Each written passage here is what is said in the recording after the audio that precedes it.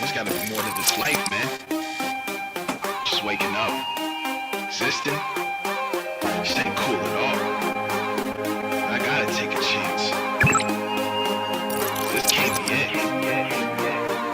Gotta live these dreams before I'm dead, yeah. Did you hear what I said? Yeah, my vision clear and I pledge, I pledge, I pledge. Gotta live these dreams before I'm dead, yeah. Did you hear what I said?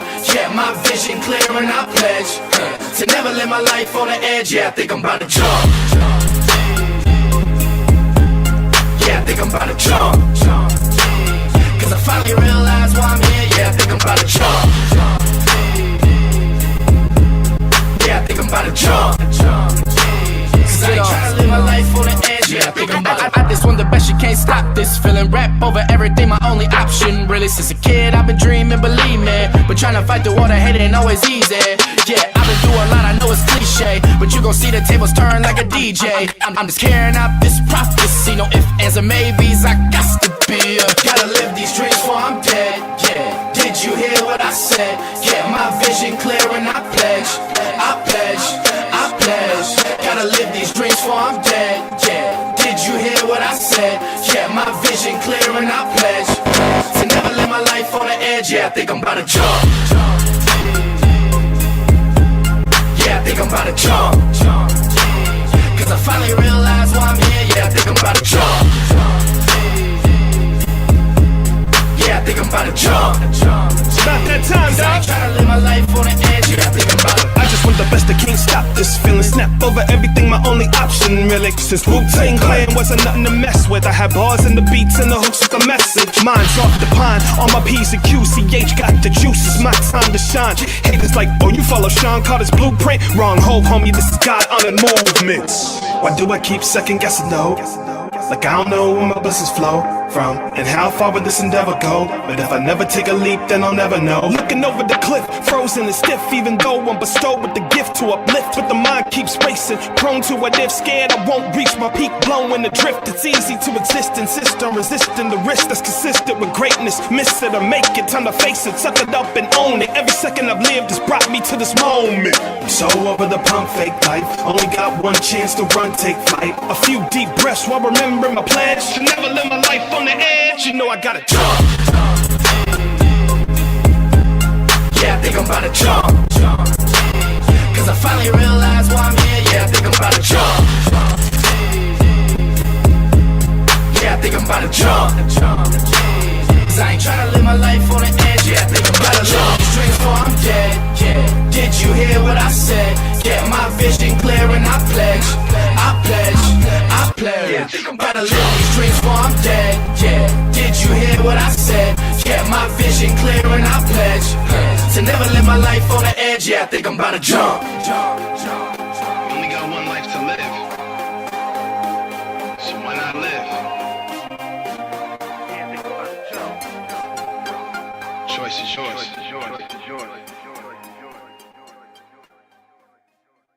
You're awesome! Love you! Don't hit people! Don't hit people! Love you! You're awesome! You're awesome! Don't hit people! Have fun! Don't hit people. Love you! Love you! Love you! Love you! Love you. Love you. Love you. Love you. Don't hit people either. Love you. My best friend. You're awesome.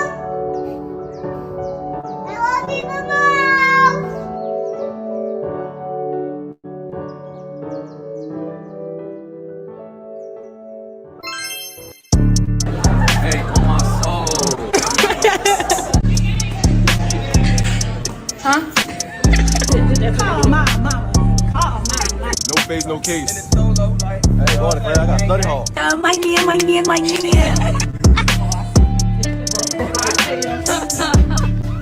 Got a jacket on. My mama see me walk out the house like this. What you said? I couldn't hear you. My headphones on. Excuse me. Can you take your hood off your head? Excuse me, sir. Yes. Can you take your hood off your head? You're doing too much. Hey, she's talking to you. What?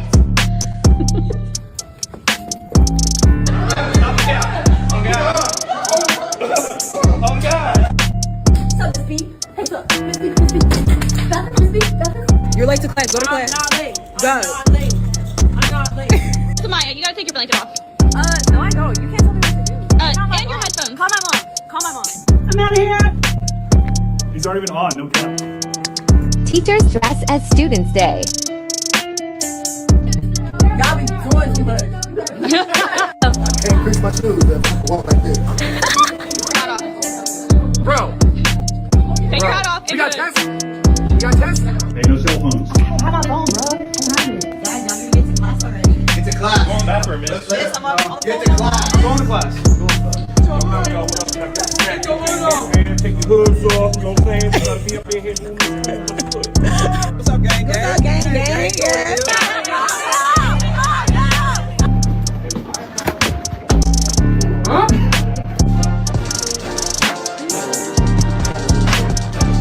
Anna, take that hood off. Excuse me. Take that hood off. Baby. Take the hood off. No, You have to call your mama. do it. I'll call her for you. Crazy, but I think that men actually mean what they say. Like, no hidden message, no secret meaning, no emotional code to crack, just yes, no, up, down. 9 times out of 10, I interpret it way differently. He says I'm tired. What I hear is tired of me, of this relationship, of life. Maybe I'm too much. Is he gonna leave? Like, should I back off? But the reality is, he just yawned. He says, oh, I didn't notice. He doesn't pay attention, doesn't care. He didn't notice the thing I changed. Clearly he doesn't value me. He really actually didn't even notice. His brain didn't register it. He says, I'm not hungry. He doesn't like my cooking. He's mad. He ate somewhere else. He must be hiding something. Why isn't he hungry? What did I do? Actually, it's because he had 2 burritos from the gas station at 4 p.m.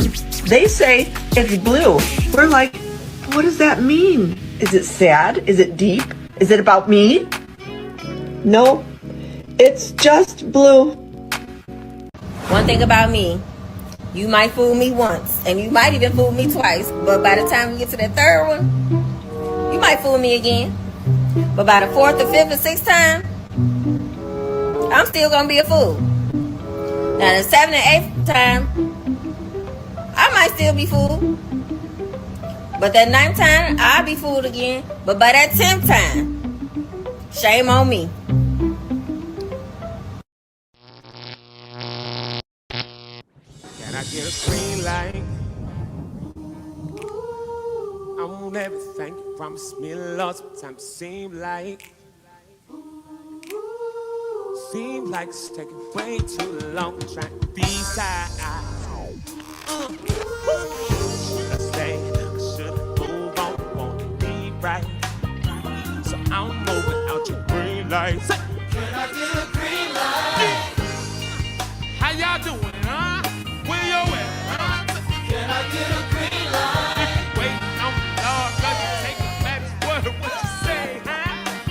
Yo, say, can I get a green light? See, I want everything. I want everything you promised me, Lord. Seems like it's taking way too long. Seems like it's taking way too long trying to decide. Should I stay? Should I move on? So I don't move. Can I get a green light? How y'all doing, huh? Where y'all at, huh? Can I get a green light? And if you're waiting on the Lord, cause you take a baby word, what you say, huh? Can I get a green light? With the whole world jumping. Can I get a green light? What I feel of doing nothing. Can I get a green light? I said a one, but till I hear you saying something.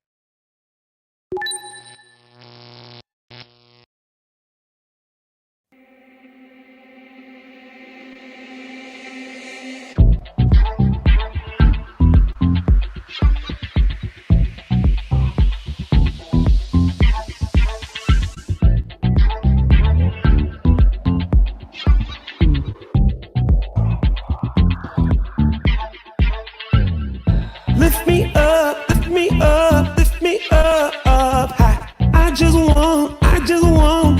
wanna feel alive. Let me soar like an eagle in the sky.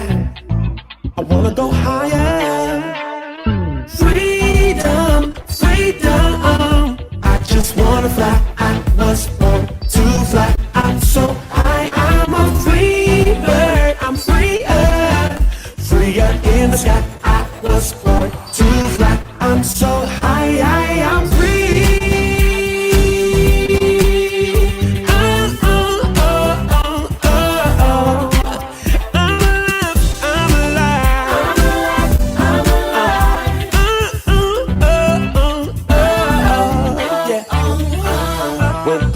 Minute, clucking around with the chickens, sitting on the ground with the pigeons, till I found no vision. Wow, I'm no in it, and you get lifted from the tone, you risen, and I'm with you in it. So lift me up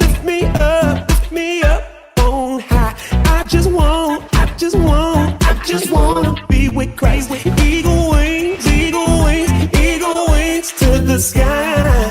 I'm going up higher. I'm free.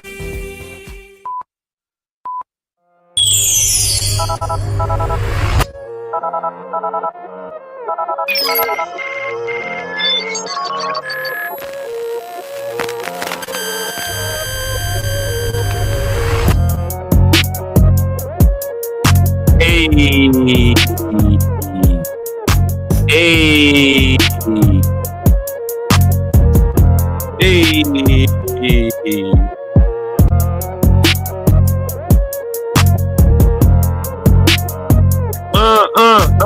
Good morning.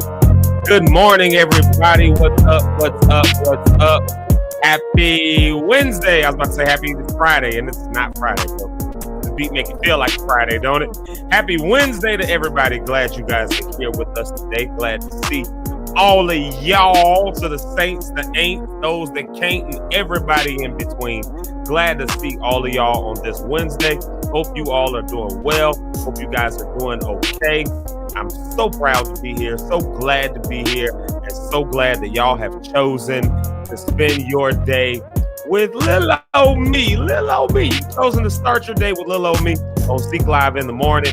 And of course, this is a great way to start your day. So thank y'all so much. We are a great way to start your day. I do believe that. So thank y'all so much for being here and choosing to start your day with me. Of course, I'm your host, Zeke Locke, and I'm glad that you're here with me on behalf of all of my other illustrious co-hosts, aka Eric and Richard and Rhonda. Good morning to y'all. Eric's not with us today. He's traveling. I'm pretty sure Eric is traveling again today. Richard will be here a little later, and of course Rhonda will be here later on this week. But y'all got me. So what's up, everybody? Hope y'all are doing all right. Of course, like I said, glad to see y'all. Glad to be here. We got a good one today, man. We got a heavy one today. A heavy one. Something that is real to me. Something but something that I think does need to be discussed. So we're going to discuss it today. I'm going to talk about it because why not? You know what I mean? Why not? Hold on. Let me find out what we got going on. Of course, we're starting off right now. Y'all just saw the pre-show. This is the pre-show. Y'all see that little music video I just did? Y'all see that one? Yeah, that's coming out in a couple months here. So y'all watch out for that. Y'all be on the lookout for that. Y'all see we working. I told y'all we was finishing stuff this year. This is the year of finishing stuff. But today, this is what we're running with. Of course, that was the pre-show. Right now, we'll do some stuff. We'll do our Wednesday well check in a moment here. But at 8:05, we'll be back with our morning shout outs and affirmations. So if you have to say good morning, do me a huge favor. Say good morning. And we do a tradition over here. We call it naming the day. Those are our positive affirmations. You can affirm anything. You can affirm good things. You can affirm bad things. But over here, we want to affirm the good stuff. You know, that's why it's a great way to start your day. So if you haven't said good morning, do that. We'll do that at 8:05. We'll acknowledge people who are here. So make sure that you say good morning, name the day. Today is Wednesday. You might want to call it, I don't know, Welfare Wednesday. Maybe you want to call it what you doing Wednesday, what you got going on Wednesday. I don't know. Whatever it is, just name the day. Let us know you're here. We want to acknowledge you. We'll do that 8:05. At 8:35, we're going to come back and we're going to dive into this topic, the sanctuary or shambles. Are we, you know, and y'all know I'm from the church world. So y'all know a lot of times conversations come from me that have to do with church world and all that stuff like that.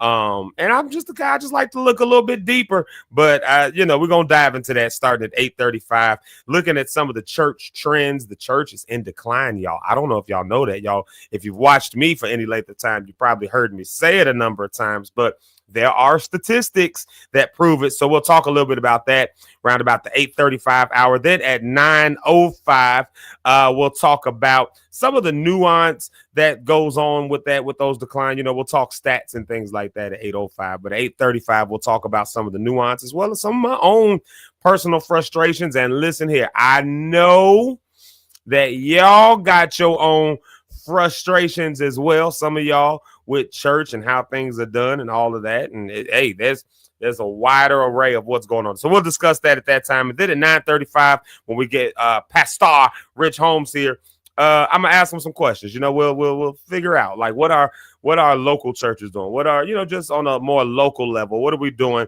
against those trends? How are we coping? Are we just holding on to the people that we got and we just trying to serve them? Or are we trying to reach something wider? That's what we're into today. That's what the conversation is today. So it might be triggering for some people. It might be liberating for others. And then still for others, they might not even care at all. You just here to listen to what it's all about. But I tell y'all one thing that I am, well, I've just started off like this, man, and then we'll do our Wednesday well check. But I'm personally frustrated. I woke up this morning. Actually, I went to bed last night and then still woke up this morning. And this is what was on my mind. I'm sick of this church. I'm tired of this church. I'm just like we. And when I say this church, I mean this church at large. Like, what are we doing? Like what is going on that in my algorithms? And I'm barely on Facebook and other things like that. Like, I might scroll through it, see different stuff that's going on, but it's not like I'm posting regularly or actively or anything else like that. This is about the most consistent and active that I'm doing this here on the morning show. But just looking at the stuff that goes through my timeline nowadays, oh my God, like it's like mind blowing. You look at all the stuff that's dealing with Charlie Kirk. You look at all the stuff that's dealing with all of the, we had the title, we had to mask it, SA. And if you don't know what SA is, it has to do with abuse and sessy time. You know what I mean? So when you have sessy time abuse going on, we have to call it SA, otherwise they'll mute us. But y'all know what I'm talking about. These old men mess with these young girls and these preachers who use people. Y'all know what's going on in the church world. So like all through my timeline, I'm looking at all this kind of stuff coming up. Stuff that happened with Mahogany, Metlock Brown, like all that stuff. And then the responses that people gave and all, like a church divided. Like, what do we stand on? What are we about for real? I mean, have we degraded ourselves to just a place of drama and nonsense and all? It's starting to get a little overwhelming. I mean, for some people, it's starting to get a little expensive to go to church. I mean, every time you go in, you get asked for $700. I mean, like, you can't, like, you know what I mean? Like, or what about, for some of us, it's the arguing with people about what you're wearing. You got a hat on your head. Well, you wearing a hat. I got a problem with that. Listen, it's so much stuff that's just a bunch of arguments, bickering, fighting, all that. And then people are going through real stuff and we don't even address those things like we should. The scapegoating, all of that. Listen, that stuff is real. And so I woke up this morning, I'm going through my timeline, and I'm seeing just all of this kind of stuff. And it's all the church people, the church stuff. And I'm not even this ain't stuff I'm looking for, y'all. I don't go actively seeking none of this stuff out. This stuff is just there. So I'm not looking for it. It just pops up. You're looking at one reel, and then this comes up, and then that comes up. And it's just like what are we doing? What is that? So this is frustrating. It's upsetting. Who wants to deal with that? Who wants to see that? Well, I tell you who wants to deal with that, wants to see that. Apparently less people than who want to deal with that and see that. You know how I know? Because the numbers are doing this. Like, people are impacted, people are affected, and I know some of y'all are impacted and affected as well. So we're going to talk about that. We're going to dive into that. It's frustrating, though. It's, a place that's supposed to be your sanctuary. It's supposed to be your respite. It's supposed to be your solitude, your solace, not your solitude, but your solace. It's supposed to be your place of rest. It's supposed to be your place of, and instead what you get is fights, arguing, and abuse, and money grabs, and arguments, and bad theologies, and things that try to hold you from doing stuff that you would want to do or that you would love to do. Like, who has time for any of that? Nobody has time for that. I ain't got time for that. Y'all ain't got time for that.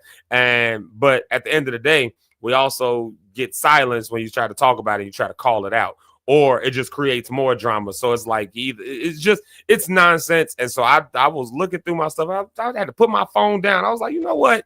This is stupid. This is stupid. This is so stupid. This is weird. This is dumb. I don't like it.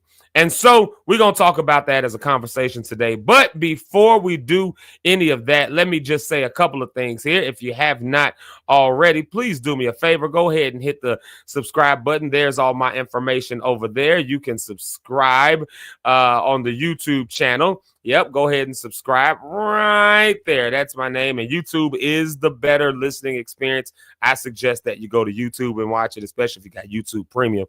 You ain't even got to watch us. You can just listen to us.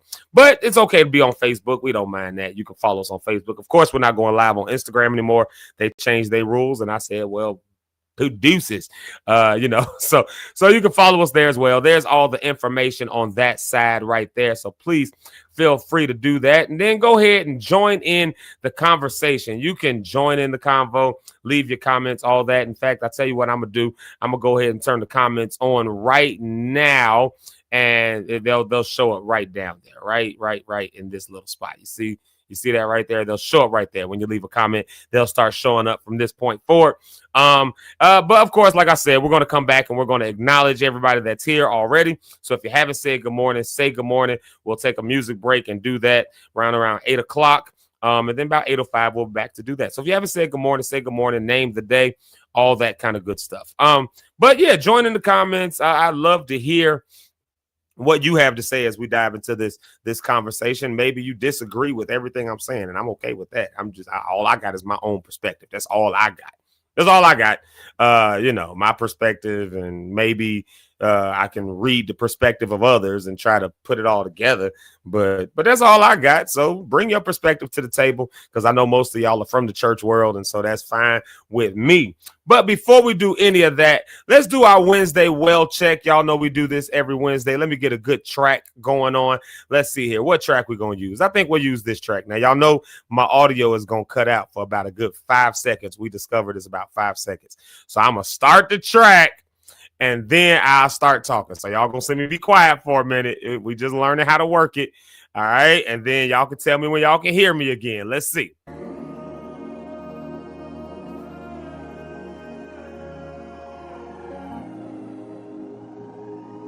Testing. Just checking if y'all can hear me. Can y'all hear me again yet? Can y'all hear me yet? Can you hear me? Can you hear me? Can you hear me all right? Y'all let me know. Just somebody let me know if you can hear me. I start talking. I'm gonna just start talking. I feel like I can be heard now. I feel like I'm okay. All right, Wednesday well check. We do this every Wednesday. This is the Wednesday well check. What's the Wednesday well check? Well, we ask these questions of you. We ask these questions. Number one, how are you? How are you? Like, how you doing? How you doing? Are you okay today? Are you doing all right today? Is everything all right with you? Are you feeling? Thank you, Rhonda. Rhonda says she can hear me. Thank you, Rhonda. I knew somebody would get in there and let me know. So that's the first question of the day. How are you doing? How you doing? Huh? You doing all right? Huh? Sister Regina, what's up? Yo. Yeah. Can y'all hear me? Y'all doing okay? Okay. Y'all, I was not, can y'all hear me? Y'all can hear me. Y'all totally can hear me. That's me trying to read and talk. But how are you doing? How are you feeling? How is your health today? Let's start here. Let's just start with this. How's your physical health today? How's your physical health? Are you feeling good in your body? Did you eat something you shouldn't have been eating? Have you been dealing with something you shouldn't have been dealing with? Like some illegal substances? I don't know. Some of y'all say I needed a drink to get through. I don't know. If But if it's 7:30 in the morning and you already had a drink, you might want to check into some other things like your mental health and your emotional health. You might need some counseling or something. I don't know. But how are you doing though physically? Are you feeling sick? Are you feeling like you're coming down with something? I know for me, my sinuses are just wild, man. My allergies, my sinuses just wild. Like last week, they just been off the chain. So you keep seeing me do this and all of that. But I mean, I know that of myself. But how you doing? Are your muscles doing all right? You need to stretch. Take a minute, just stretch. Just, stretch. And here's something I learned. When you stretch, do you stretch correctly? You know what I mean? Because it helps you with your being limber and all that kind of stuff. So when you say stretch correctly, you're supposed to stretch. I didn't realize it. 20 to 30 seconds, right? And those it's something like that. But it's not just it's not that, but it's like a general, I mean, just really let your muscles really stretch out so you have that limperness. The older that we get, we start to lose a lot of that mobility, a lot of that nimbleness. Old word right there. We lose a lot of that nimbleness, right? The older that we get. And so, we gotta make sure to stretch. Our muscles lock up a little bit more. So then, before you know it, you're feeling tired in your body, or your muscles feel like they're cramping up. Take the time to do that if you haven't done it. Do you got that pain in your knee? You need to get a little bit of what they call that stuff, tiger balm. You need to get a little bit of that and rub your knee down. A little bit of Bengay, something. You need to, are you dealing with that? Is your health all right? Do you need to go to the doctor? Do you need to see the doctor? Y'all know me. I avoid the doctor like the plague. But the irony of that is, you have the plague unless you go to the doctor. So, are you in that position? Have you done your checkup? Ladies, it's time for you to get that squeeze. Fellas, is it time for you to get the 2-finger special? Y'all know what I'm talking about when I say the squeeze and the 2-finger special. Y'all know what I mean by that. That look nasty, and apparently it doesn't feel great either. But that's how they know when things are going on. Y'all know we deal with these issues like prostate cancer and other things like that. So is it time for you to do your check-in? You know what I mean? Like, what's going on physically for you? So now's a good time to think about that. Let's go here. How's your mental health today? How are you feeling in your mental health? Are you burnout? Are you anxious? Are you dealing with anxiety? Are you dealing with just a lot of stuff that's about to burn you out? You got too much on your plate? Like, are you stressed and you don't really understand why? Are you doing good? I mean, maybe everything ain't got to be bad. I'm pointing to that stuff. Everything ain't always bad. Maybe you're doing all right. And so maybe you need to explore, why am I doing all right? I need to build on that. I'm doing good. I need to build on that so I can continue to do all right and I can maximize how all right I'm doing. So, but if you're not doing all right, what things do you have that have you not doing all right? What things do you have that are most mentally all right for you? So think that through. I don't got the answers for you. You don't have to necessarily put it in here if you don't want to, and if you can. It helps us sometimes to be able to see that we're not the other person going through something. But at the same time, like I said, do you even know? Do you even know what's going on with you? Mentally, how about this? Emotionally, tied to mental health, right? But emotionally, how are you doing? Are you sad today? Are you happy today? You woke up, you just on the bright side of the bed. Whoa! Yay! You good. You woke up like you going on with this music. Like, are you emotionally all right? Do you feel a little emotionally unstable today? Are you dealing with something like a breakup? Are you feeling lonely? Some people feel lonely, just you've been looking for love and can't seem to find it. Your friends don't answer the phone. You're trying to or you sad, you don't know why. Happy, you don't know why. Explore that today. Take some time today and explore it so you can try to understand it. And if it's something you don't like, you can correct it. If it's something you do like, you can grow it. And if there's somewhere in between, you can figure it out. But it's up to you to figure it out. So take that time. That's why we do this on Wednesday. So it's hump day, the middle of the week. So, maybe you had an uphill battle this, Monday and Tuesday. But by the time we get to Thursday and Friday, okay. Let it be smooth sailing, coast along. But only do that if you take these moments to do these checkpoints. Check in with yourself. Check in with your inner being. Get in tune with yourself. Oftentimes we don't do that. We don't get in tune with ourselves, right? All right, let me go here with it. How's your spiritual health going today? Are you feeling like you're lost? Are you feeling like God is not with you? Are you feeling like you don't know what you believe anymore? Are you feeling like that's okay? You are entitled to what you feel like, and if you don't own it, listen. I'm telling you one thing. We get into this topic about church and all that stuff, but if you're not getting, a lot of us been in church places where you just need to believe and you just need to do that, and that's on the surface that might be all right, but are you really there right now? Or is that really where you are? Like for real? And do you have the opportunity to own that? Hear what I'm saying? Do you have the opportunity to own that so that you can grow it, so you can fix it, or so that you can walk away if you need to? Some folks are deconstructing. You're deconstructing your faith. Own that. What's taking you? What's driving you to that? What's leading you to that? For some of y'all, you at a great place in your faith. Yo, own that. Why is that? What is it that's going on? Maybe God has done something so good for you in your life, and you feel like, I know that wasn't nothing but the Lord. You know what I'm saying? It wasn't nothing but the Lord that did it for me, and maybe that's how you feel. Explore that.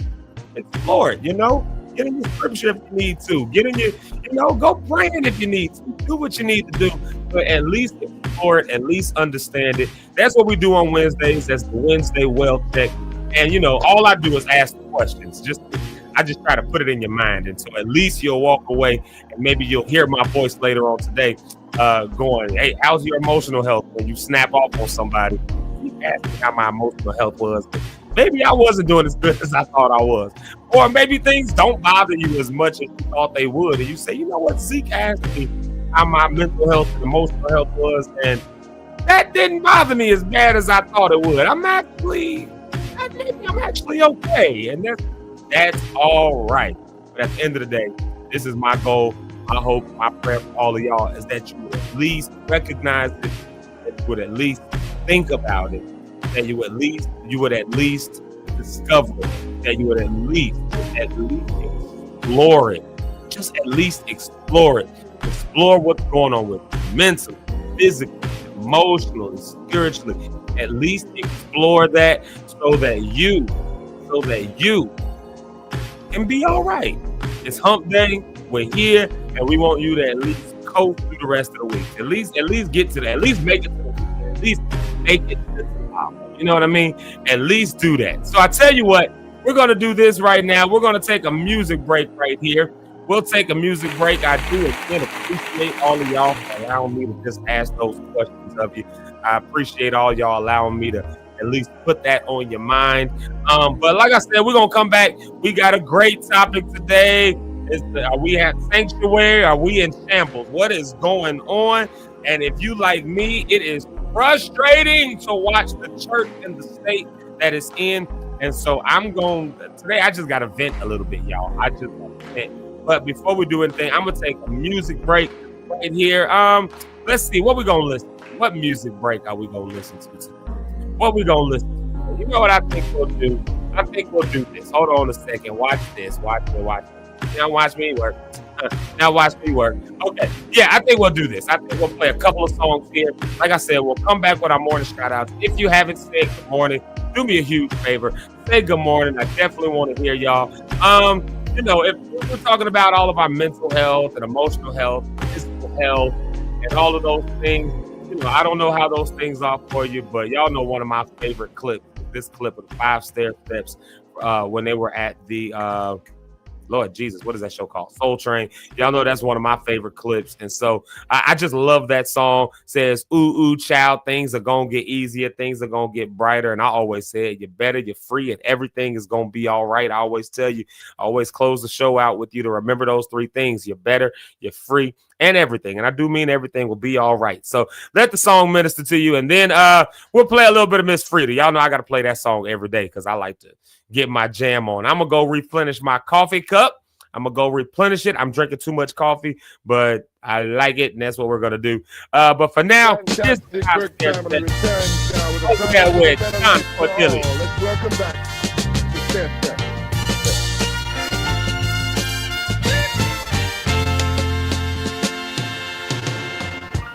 Ooh, child, things are gonna get easier. Ooh, child, things will get brighter. Ooh, child, things are gonna get easier. Ooh, child, things will get brighter. Someday, yeah, we'll put it together and we'll get it undone. Someday when your head is much lighter. Someday, yeah, we'll walk in the rays of a beautiful sun. Someday when the world is much brighter. Ooh, child, things are gonna be easier. Ooh, child, things will be brighter. Ooh, child, things are gonna be easier. Ooh, child, things will be brighter. Someday, put it together and we'll get it undone. Someday, someday, yeah, we'll walk in the rays of a beautiful sun. Someday, we'll be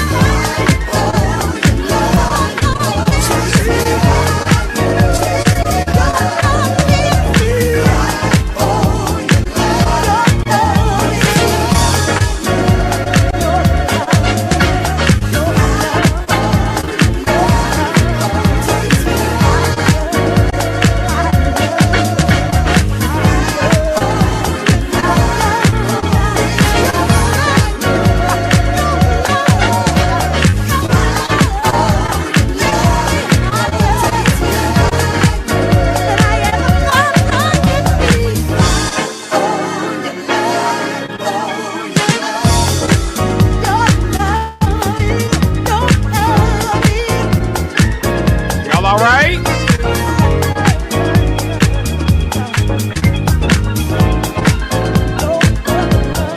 Might as well go ahead and sing it out. Yeah. Man, listen, y'all. Y'all know how I feel about that song. Y'all know how I feel about that song. Have y'all said good morning yet? Have y'all said good morning? Y'all say good morning. If you haven't said good morning, go ahead and say good morning. Go ahead and tell us that you're here. Let us know that you're in the house. Because I love this part of the show. I love this part of the show. But first, get your dance on. Get your jam on. Go ahead. Y'all got your coffee. I got mine. I just finished my coffee cup. Go ahead and jam for me. Go ahead and jam.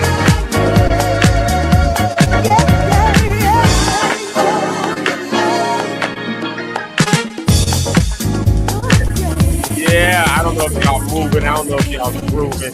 I don't know if y'all dancing. I don't know if y'all are enjoying that. I enjoy that song. I enjoy that song. Go ahead. Get the jam on. It's all right. All right, y'all. Okay, so first off, let me tell y'all what I did. So, stepped outside for a quick second. I couldn't feel what the weather was. Stepped outside for a hot second. Y'all know I got this ongoing thing with this cat. I call her, I don't know if it's a male cat or a female cat. I don't know how to tell the difference. I mean, a cat without flipping it upside down and doing it. It's a stray cat that comes and sees me all the time. Even walked into my house before. A stray cat, yes. I thought it was like a neighbor's cat. I don't think it is because the cat hunts. And I just found out that this cat hunts. The other night, we watched the cat literally grab a mouse out the back. Like, literally grab a mouse. Like, pounce on it, grab it, and it came around the corner. I was like, what is that in your mouth? But no, first, this is what happened. I was standing outside. I was coming in, and I saw the cat, and it grabbed the mouse. Like, it had something in its mouth. And I was like, what is that? Like, it came through the gangway. I was like, what is that in your mouth? Like, I'm just looking. I'm thinking the cat, is hunting or doing whatever. And then later on, we look out the window, and it, like, dropped the mouse. The mouse ran, and it pounced on it and grabbed it again and then started eating it. And I was like, oh, my God. Well, I was just standing outside right now, and some birds were, like, on the stairs that are right over at the apartment over there. And it came up like on my stair, like it was coming up to me. So I'm like, Mimsy Boots, what's up? I've named the cat Mimsy Boots because of his white paws. I don't know where I got that name from. I just decided to name it Mimsy Boots. And so it heard the bird at the other stairs. It ran over there, and I'm just looking at it. And I was like, oh, my God. Like, am I going to watch a cat jump up and grab a bird? Well, I'm here to report to y'all, I watched a cat jump up and grab a bird. So. But the bird got away. It was a sparrow. I guess it got it by like the wing, and it did like one of these, and then it like flew off, and I'm sure that thing was hurt. And then the bird was doing all of that. I mean, the cat was doing all that, licking his paw and doing all that, and some feathers. I was like, oh my God. The only thing I wish is I would have took my phone outside with me to record it. Because I watched it all unfold. Like, that was crazy. Nature is amazing, y'all. Nature is awesome sauce, isn't it? All right, y'all. Let's do our morning shout outs. Let's go ahead and do that. If you haven't said good morning, go ahead and say good morning. Let me do this. I'm going to start a music track, and y'all know it's going to cut my mic out. So I got to do this first. I got to start the track.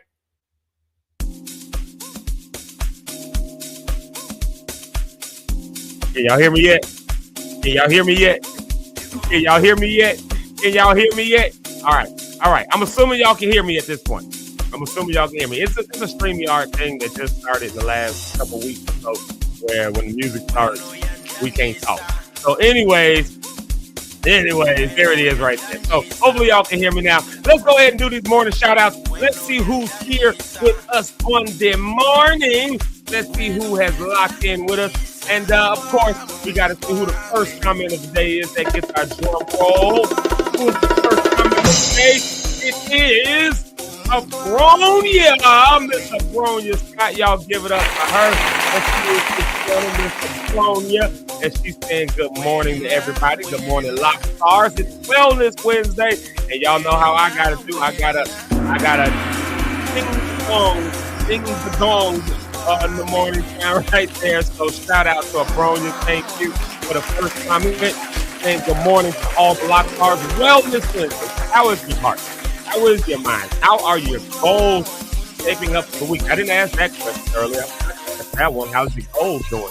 Yeah, you got any goals that you're trying to achieve? I know I got some goals that I got to achieve, and a lot of stuff going on that's pulling me away from the goals I try to achieve.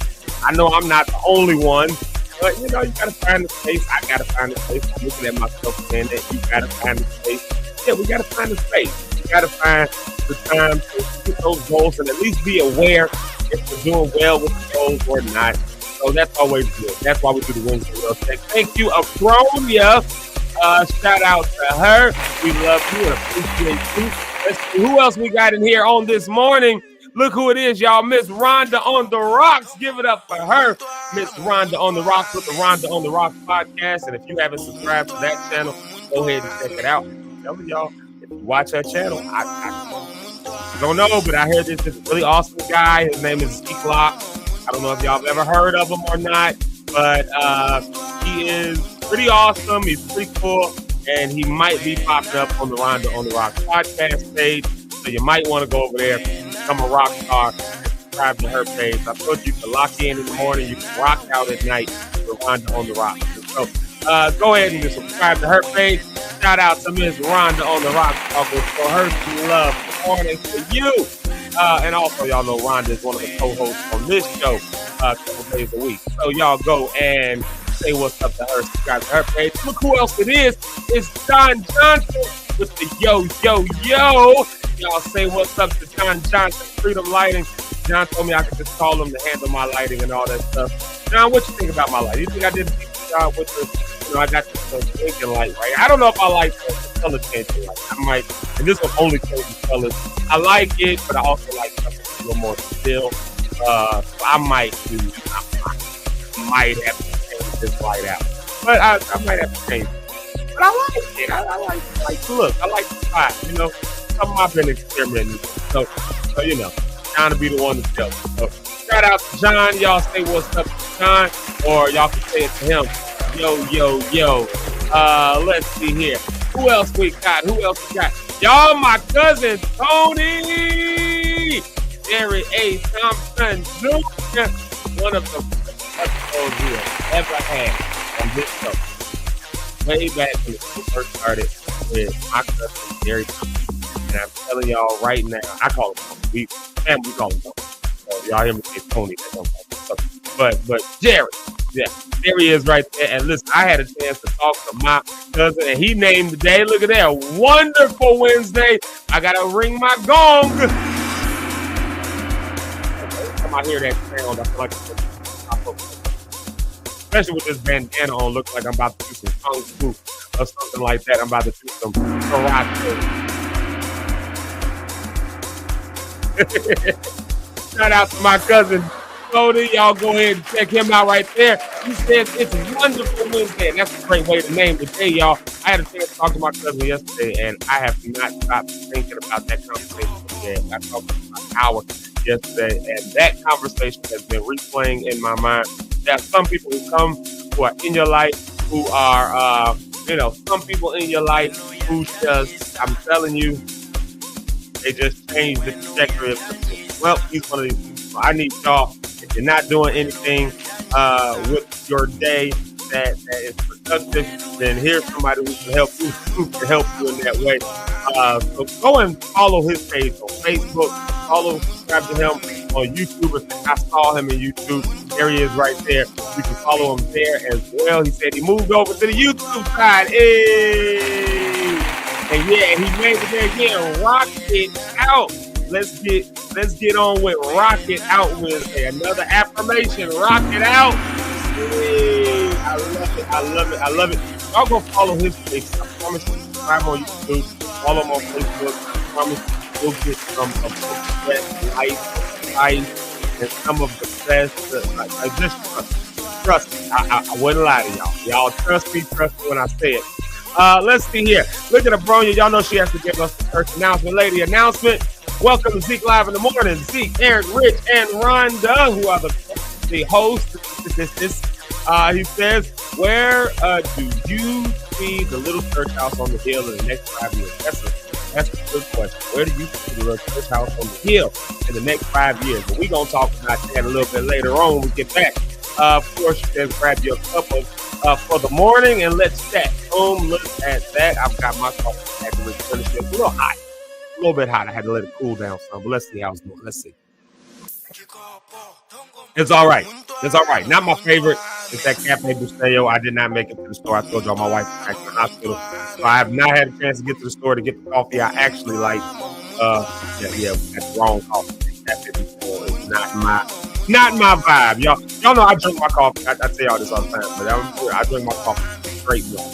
No cream, no sugar. I know I can different flavors in coffee. Coffee flavors have different profiles, and you can tell the different versus bad ones. So yeah. Let's see who else we got.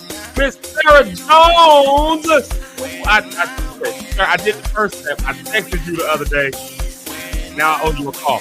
But I did end up now my defense. I did end up having to I had to cut my day short the other day, and I kind of caught up with that. It's like every time I'm about to talk to you, my wife ended up in the hospital. I blame you. I'm blaming. No, I don't.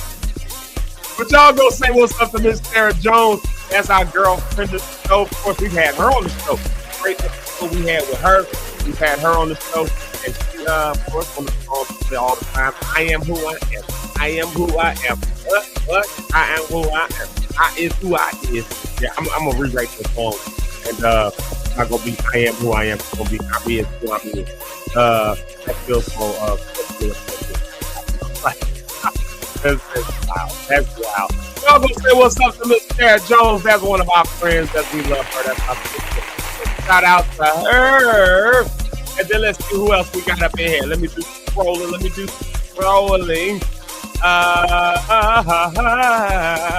And Rhonda names the day. Look at that. Right Your Wrongs Wednesday. I love it. I can ding my gong for that. Right your wrong Wednesday. Right your wrong Wednesday. Anything that you need to fix it. Just fix it. Just fix it. Just fix it. And if you can't fix it, come on and do something else. Remember when it first said, if at first you don't succeed, I think that was on New Nation Project. That one little skit. He was like, if at first you don't succeed, give up, try something else. There's that right there. So right your wrongs Wednesday. I love that. Thank you so much for that, Rhonda. I appreciate that affirmation right there. Let's see who else we got up in here. Y'all look who it is. Somebody who I love dearly. Sister Regina from my church. What's up, Sister Regina? I was asking earlier. Can y'all hear me? Because y'all know the music cuts us out. So I had to ask, I had to ask everybody, can you hear me? Can you hear me? But y'all go show her some love. You know I love her. What's up? All the love in the world to you. I'm so glad that you're here this morning. I'm so glad you're tuned in, you're locked in, you're listening, and I appreciate it. There it is right there. And look, we were talking about how we're doing. Rhonda said she's doing well today. Her workout went well. She's grateful. And listen, talked about the Rhonda on the Rocks podcast. But if y'all ever followed the Rhonda Reimagine page, talking about the weight loss surgery and stuff she had, because you've been tracking Rhonda over the course of the last 3 months, you will notice a very noticeable physical change on Rhonda. Something popped up yesterday, and I ain't gonna lie, Rhonda, you had a post yesterday. I was gonna play it on this today. It might have been the day before. I saw it yesterday, but it might have been a day. I think it was yesterday. She asked the question. She said, "Have you ever just woke up and just wanted to tell the whole world you want to tell the whole world just?" And that's literally how I felt. That's how I got to the topic that we doing today. Was I was literally like, I wish the whole world would shut up. Everybody just shut up. Everybody just be quiet. Don't nobody say nothing else. Don't nobody post nothing else. Everybody go to your corner and just think for a minute. Like, just shut up. I didn't say that. But if you see it on her page, go look at her page and check it out. So I was looking at that, so I'm bringing it up. I was looking at it, and I was like, oh my God, look at Rhonda, like Rich said, being right in front of our eyes. But you can go to Rhonda Reimagine and you can follow her journey with that weight loss surgery. If you got questions, or questions you maybe was too scared to ask somebody, well, You ain't got to ask. You just talking about it. So go ahead over there and check that out as well. Love her vulnerability. And that is why she is one of my hosts on this show. We telling all our little business down here. So, yeah, y'all know how we do. We just tell all our little business. And then let's see who else we got here, y'all. Give it up. Y'all know how I feel about the mamas of the show. Here's one of the mamas of the show. This is my wife's mama, Miss Sarah Panky. That's my mother-in-law. Love her dearly. Y'all go show her some love right there. Say good morning, Locke'd family, and asking me, son, how are you doing? I'm doing all right, Mom. I'm doing all right. I actually slept a little bit last night. I actually slept a little bit. I was up there with my wife. So you know what? I think I left the hospital about 10 o'clock last night. It was like 10 o'clock when I left the hospital. I came home and I had work to do. I promise I cannot do this work. I actually thought about canceling the show this morning. That's all right. I didn't want to cancel. I wanted to still stay consistent. So I did want to do that. But yeah, I'm doing all right, Mama. Thank you for asking me. You always text me. I know she's coming up to my wife today, so y'all show her some love and keep her lifted up in prayer. Let's see here. What else we got here this morning? Speaking of the mamas of the show, I got some more mamas of the show. Guess who else I got, y'all? I got this mama of the show, Mama JP Rideout. Y'all show her some love. That's Eric's mama, and y'all know how she says it. I gotta read it the right way. Good morning, everybody. Good morning, everybody. That's the saint. That's the saint. That's those that saint, and that's everybody in between. That's Eric's mama. Like I said, y'all know Eric is traveling. He's been traveling for work, and his work schedule's been doing that with him. That's why y'all haven't seen as much of him. So you know, don't get no rumor mill started talking about, Zeke and Eric off the show, or Zeke and Eric had nothing like that. Me and Eric talk all the time. In fact, if y'all saw the group chat that we be having, Lord have mercy, we be passing back and forth the wildest posts and stuff like that.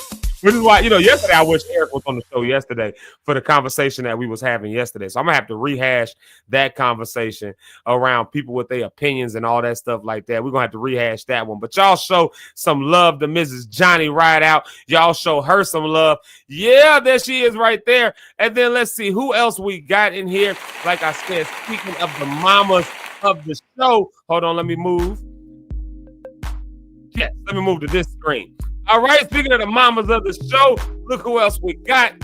Mama Pastor Cynthia Cohen. We've been talking a lot about Rhonda. Talking a whole lot about Rhonda. Just Rhonda on the rocks, but look who it is. Rhonda's mama. Call her Mama Pastor Cynthia Cohen. She says, good morning, Zeke, Mrs. Locke, the hosts, the moms, and of course, the whole Locke Star family. Look at all that love being spread this morning. Y'all go ahead and show Mama Pastor Cynthia Cohen the love. We love her. So it's like the mamas of the show be in here, boy. Y'all know how I feel about the mamas of the show. I know how the mamas of the show feel about me, and that's why I show that love. So thank you to everybody who said what's up. Thank you to everybody who named the day. We take those affirmations, we live them out. They mean something to us. They mean something to me. I told y'all my testimony is the other day. We were on Zoom call for planning that we got coming up. We were on that Zoom call, and they kept me in check. Somebody kept me in check. Hold on, that ain't what we name our. That's not how we name our day. Tamika Lachey checked me that day, and then who else checked me? I told you I woke up that one day. I was so tired, and the first thing that came out of my mouth was, "Oh damn!" Like, I gotta get up. And then I stopped myself. I said, wait a minute.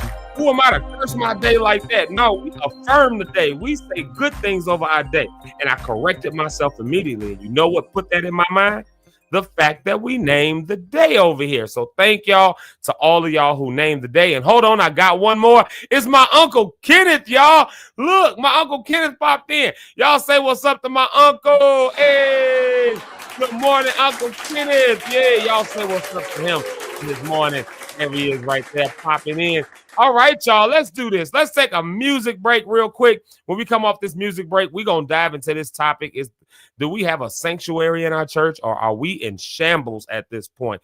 All the division, all the backbiting, all the fussing, all the drama, all the scandals, all the just nonsense.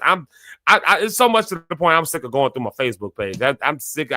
I think like today I might just go through, just start muting folks. I'm like, if you got anything to say about church, good, bad, anything, I don't even care. I just need a break. Because why is that the case right now?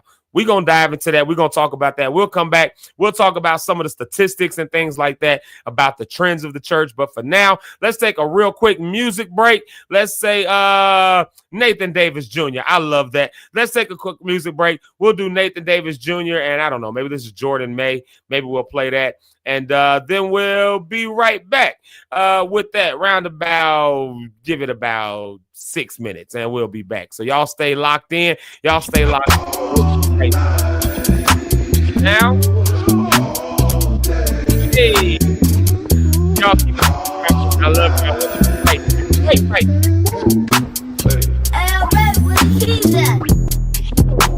I woke up this morning, I got up and prayed. I'm thanking the Lord for another good day. I kept it simple, no need to explain. The devil thought he had me, I got away. Don't it feel good when you've been in his presence? Walking with him ain't no second guessing. Some call it luck, but I call it a blessing. He give me peace, ain't no need to be stressing. He never gave up on me. His promises he'll always keep. He paid the price just for me, yeah. Gave him my all, now I'm free. Woke up this morning, I got up and prayed. Thanking the Lord for another good day. I kept it simple, no need to explain. It was not he had me, I got away. Don't it feel good when you've been in his presence? Walking with him ain't no second guess. Somebody love, but I call it a blessing. He give me peace, ain't no need to be stressing. He never gave up on me. His promises he'll always keep. He paid the price just for me. Gave him my all, now I'm free. Woke up this morning, I got up and prayed. I'm thanking your Lord for another good day. I kept it simple, no need to explain. Never thought he had me, I got away.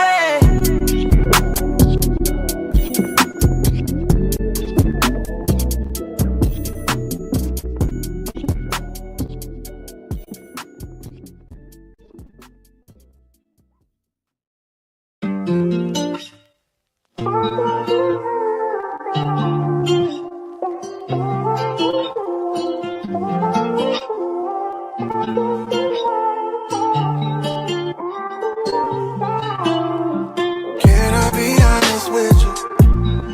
Sometimes my heart gets to racing and I get impatient. Can I be honest with you?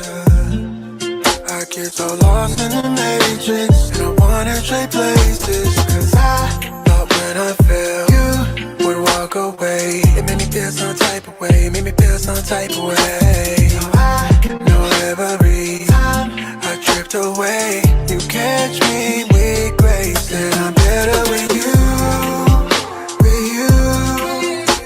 cause mountains only move by faith. Lord, I'm better with you, giving me peace I can't explain. I know true love never fades. No one can replace it. It came down and made a way. Now I'm better with you,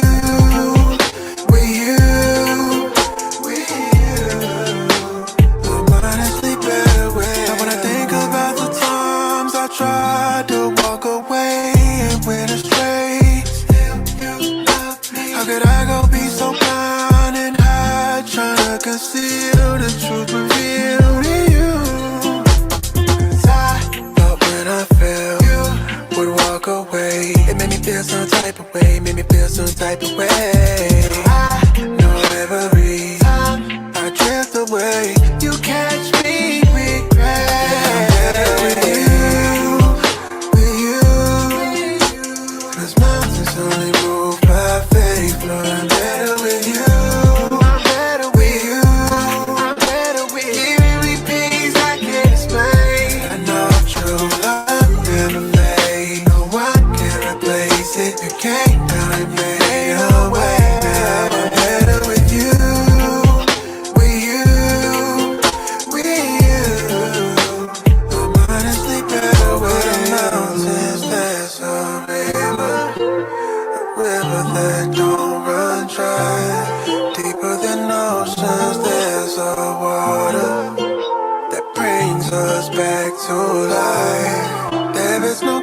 made a revelation.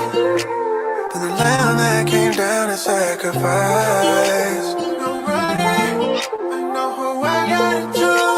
I'm better with you. I'm better with you. Cause mountains only move by faith. I'm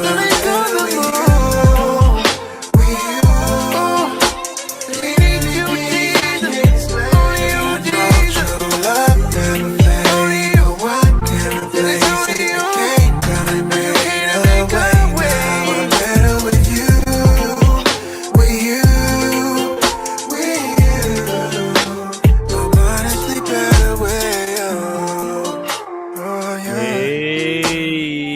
Yeah, I'm better with you. With you. I'm better with you. I'm honestly better with you. Oh, thank you, dear. Oh, thank you, Lord. That's how you got to end a song like that. You got to, oh, thank you, Lord. Oh, thank you, Jesus. That's how I end the song. I don't know how y'all ended the song. That's how I'm ending the song. Anyways, y'all, welcome to Zeke Live in the Morning. Thank y'all for being here with us. Of course, if you haven't done so already, please, pretty please, go ahead and if you haven't already done so, subscribe on the YouTube side. We're on YouTube and Facebook Live. We're on both of those things, so you can subscribe, turn on your notifications, all that stuff, and let you know when we're going live every morning. And then, of course, like I said, you can follow us on Facebook as well. All of that good stuff like that. All of those good things like that. All right, y'all, let's dive into this. Man, such a heavy topic today. Like I said, man, I get on my page and like on my Facebook and stuff, and sometimes I just be scrolling through. I just want to see something good. I just want to laugh. I just want to have some, I just want to see funny stuff. And it's a lot of funny stuff on Facebook. But I tell y'all some stuff I can't stand really seeing. I really don't like seeing a whole bunch of fighting. I really don't like, I don't like seeing those fight videos. I don't like seeing videos where people getting cussed out all the time. There's some of them that'd be funny to me, and I watch that. I ain't gonna lie. Can't even lie. And I do have a guilty pleasure sometimes of watching like those different court shows and stuff. Like different court show clips that come on. They pop across my screen, and I'd be glued to the like, they just glued on the phone, like, you know what I mean? So I do got my stuff I watch, but just watching a bunch of fights, a bunch of arguing, a bunch of like just drama. I don't really care to see that. Like, the whole point for me of getting on the stuff and trying to watch stuff is to escape all of that, to get away from all of that for a minute. And sometimes I enjoy seeing like a good word that gets shared, something that'll get you going for your day. A lot of good preachers that are on Facebook, and they have good perspective. They have good motivation, a lot of motivational speakers and things. Just a lot of, like I said, a lot of comedians. Sometimes you just want to laugh. You might have a lot going on. You might be busy and just, a little stressed or whatever, and you just want to laugh. You just want to laugh it off, something that's just comforting. So imagine when you start scrolling through your page and all of a sudden your algorithm starts flipping to a bunch of drama, a bunch of fighting, a bunch of pettiness, a bunch of nonsense, a bunch of division, a bunch of that. Yeah, we can expect to see that in a whole lot of other areas. But what happens when your algorithm flips and it's your beloved church world that's doing all of the fighting and the drama and the pettiness and the division and the bad theology and the misinterpreted scripture and all the other stuff that's holding people down, talking people down, trashing people out, doing all that kind of stuff like that? It makes you just want to say, like Rhonda said yesterday, everybody shut the up. I didn't say it, mama. I didn't say it. I didn't say it, mamas of the show. I didn't say the word. You got to go to Rondo on the Rocks to hear that. You got. I didn't use it. I didn't say that. You got to, like, sometimes you just want to tell everybody, just shut up for a minute. Everybody just be quiet. Everybody stop talking. Everybody just go. I got a problem right now. And my thing right now is I wish most church, and and I know this is not the most necessarily practical thing on one hand, but I'm starting to wish that a lot of these churches stop going live. just turn on Sunday morning, just turn your live stream off. I'm starting to be more of the belief that if you ain't there, you just ain't there. You missed it. Like if you ain't at church on Sunday, then you just missed what happened at church on Sunday. Like you just wait for the clip for the replay and we'll clip it out and do it. I'm starting to get more on that point because the stuff that is coming out is just ridiculous. I'm scrolling through my page yesterday and I don't know a lot of these, gossipers and all that stuff. I do know people like Larry. I was gonna say Larry King Live. Like, I hope he ain't going live no more. He passed away. God rest his soul. So I hope he ain't live no more. But y'all know what I mean. Larry Reed in the church world. If you're from the black church world, I'm sure you've heard the name Larry Reed Live. I'm sure you've heard that show. Well, there's a bunch of other people that's just like him. I go through my YouTube and I see a bunch of that stuff.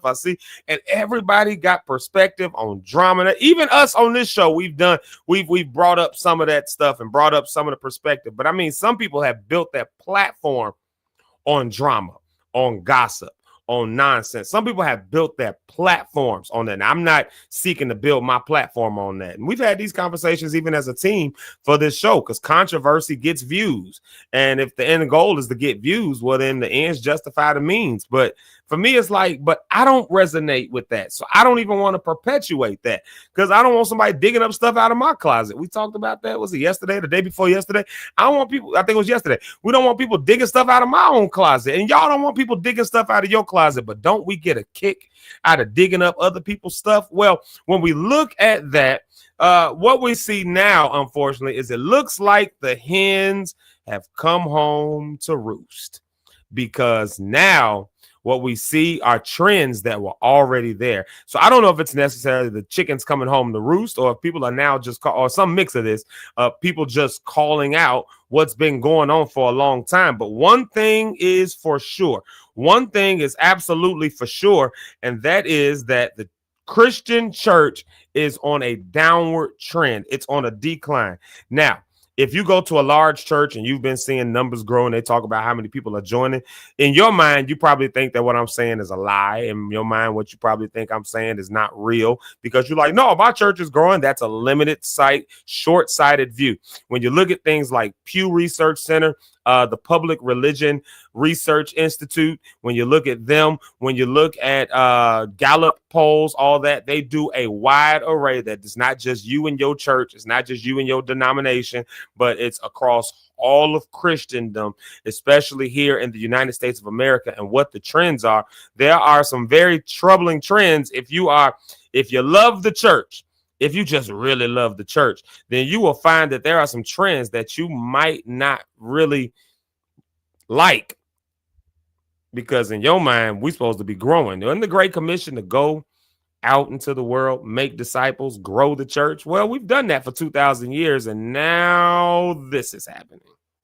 So let me give you let's give a couple of statistics here. Let's just talk through a couple of these stats real quick. Just straight up stats. We won't really dive into as much of the reasons. We'll do that at the next segment around about 9:05-ish or so. But let's talk through some of these stats. So according to the Pew Research Center, this was a 2023 through 2024 religious landscape studies. All right. So this is the RLS. It's called the RLS, Religious Landscape Study. They do this every so many years to kind of see what the religious landscape is in America. So this is beyond just Christendom. This is religion in general. Now, of course, in America, most people are Christian. Most religious affiliation is with Christianity, with Protestant Christianity specifically. But, again, this studies all of that here. And so around 62% of U.S. adults identify as Christian. Wow, good numbers, right? Yeah, applaud that. Yeah, 62%. 62%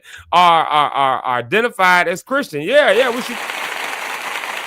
Or cut the applause off. We shouldn't give that. You know why? Because that's down 9 percentage points from 2014 and 16 percentage points from 2007. So in other words, once upon a time, America was doing in the 70s and 80s and all of that with the religious landscape.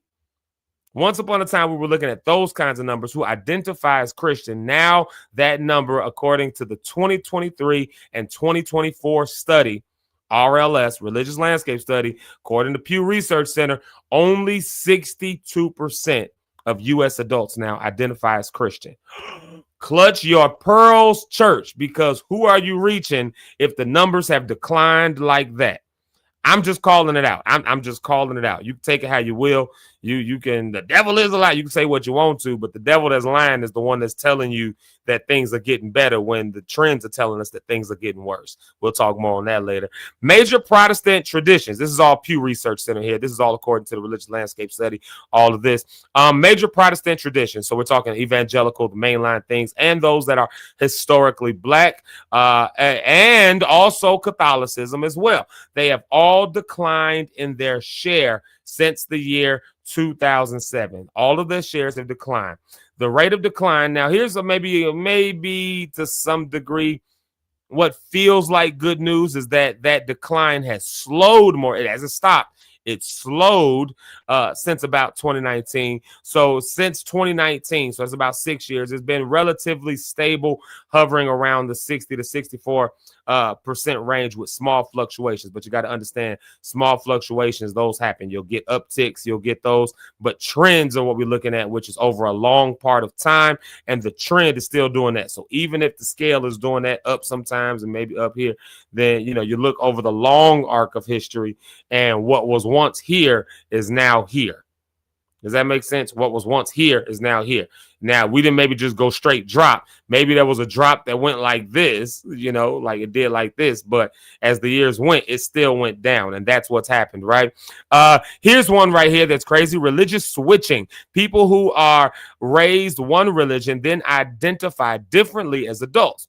This is important because about 35% of all U.S. adults have switched religions since childhood, all right? Most switching results in net losses for Christian groups, net losses, okay? So for every person who becomes Christian from one faith or another, from one faith, I can't read, from another faith or from no faith, many more leave Christianity through switching. So for every one person that comes in, and I want to say this is from the PRRI, hopefully not getting, this is from Pew. Yeah, Pew Research. I was just about to give this stat. For every one person who joins the Christian church, according to Pew Research, 1.8 leave. So if we're rounding that, there are 2 people that leave for every one person that joins the Christian church. 2 people leave for every one person that joins. So just take that in your, that's literally 1 step forward, 2 steps back. That's how the church is moving right now. We take 1 step forward, that's 2 steps back. Watch this. In Catholicism, it's even worse. 8.4. So if we're rounding it, we'll just round it down to 8 people. In Catholicism, for every one person that's gained, 8 people have left. That's why the trends are doing this. All right. The PRRI, right? PRI, Public Religion Research Institute. Yes, Public Religion Research Institute. All right. They do a study called Religious Change in America. And so they do a census of American religion. In 2023 was the last time they did this study. And they found that there's a growing disaffiliation. All right. So what is disaffiliation? You don't identify with anything. They call them nuns, not N-U-N-S, but N-O-N-E-S, nuns. The nuns have had, as far as religious categories, nuns is a category, and they are the only category of religion overall, according to the study, that experienced growth. The people who don't identify with any religion at all. And that's beyond Christianity. That's just religion at all. That's a real statistic. All right. PRI did that study in 2023. White evangelical Protestants have improved in retention. So this is kind of cool. They've improved in retention of childhood affiliation. So members who stay within their tradition. That's white evangelical Protestant traditions. All right.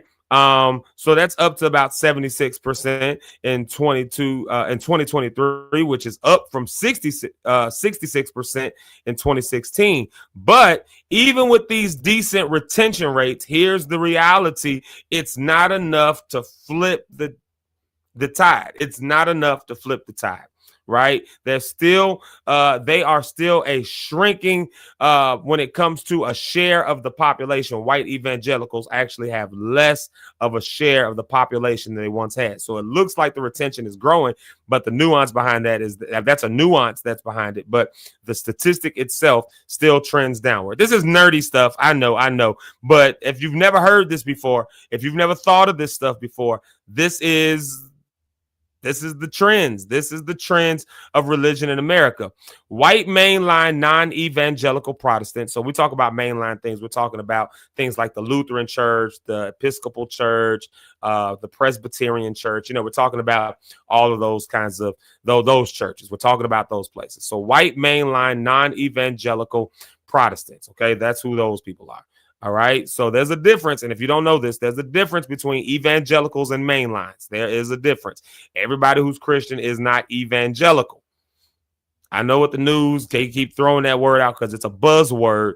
But there is a difference between mainline and an evangelical. So for the mainline non-evangelicals, because there's also evangelical mainline. So there's like evangelical Lutheran Church, evangelical Episcopalians. There's evangelical wings of these different churches. But for those who are mainline and non-evangelical Protestants, and also amongst white Catholics, they both continue to lose more members than they gain. And their net losses are substantial. The net loss is substantial amongst that.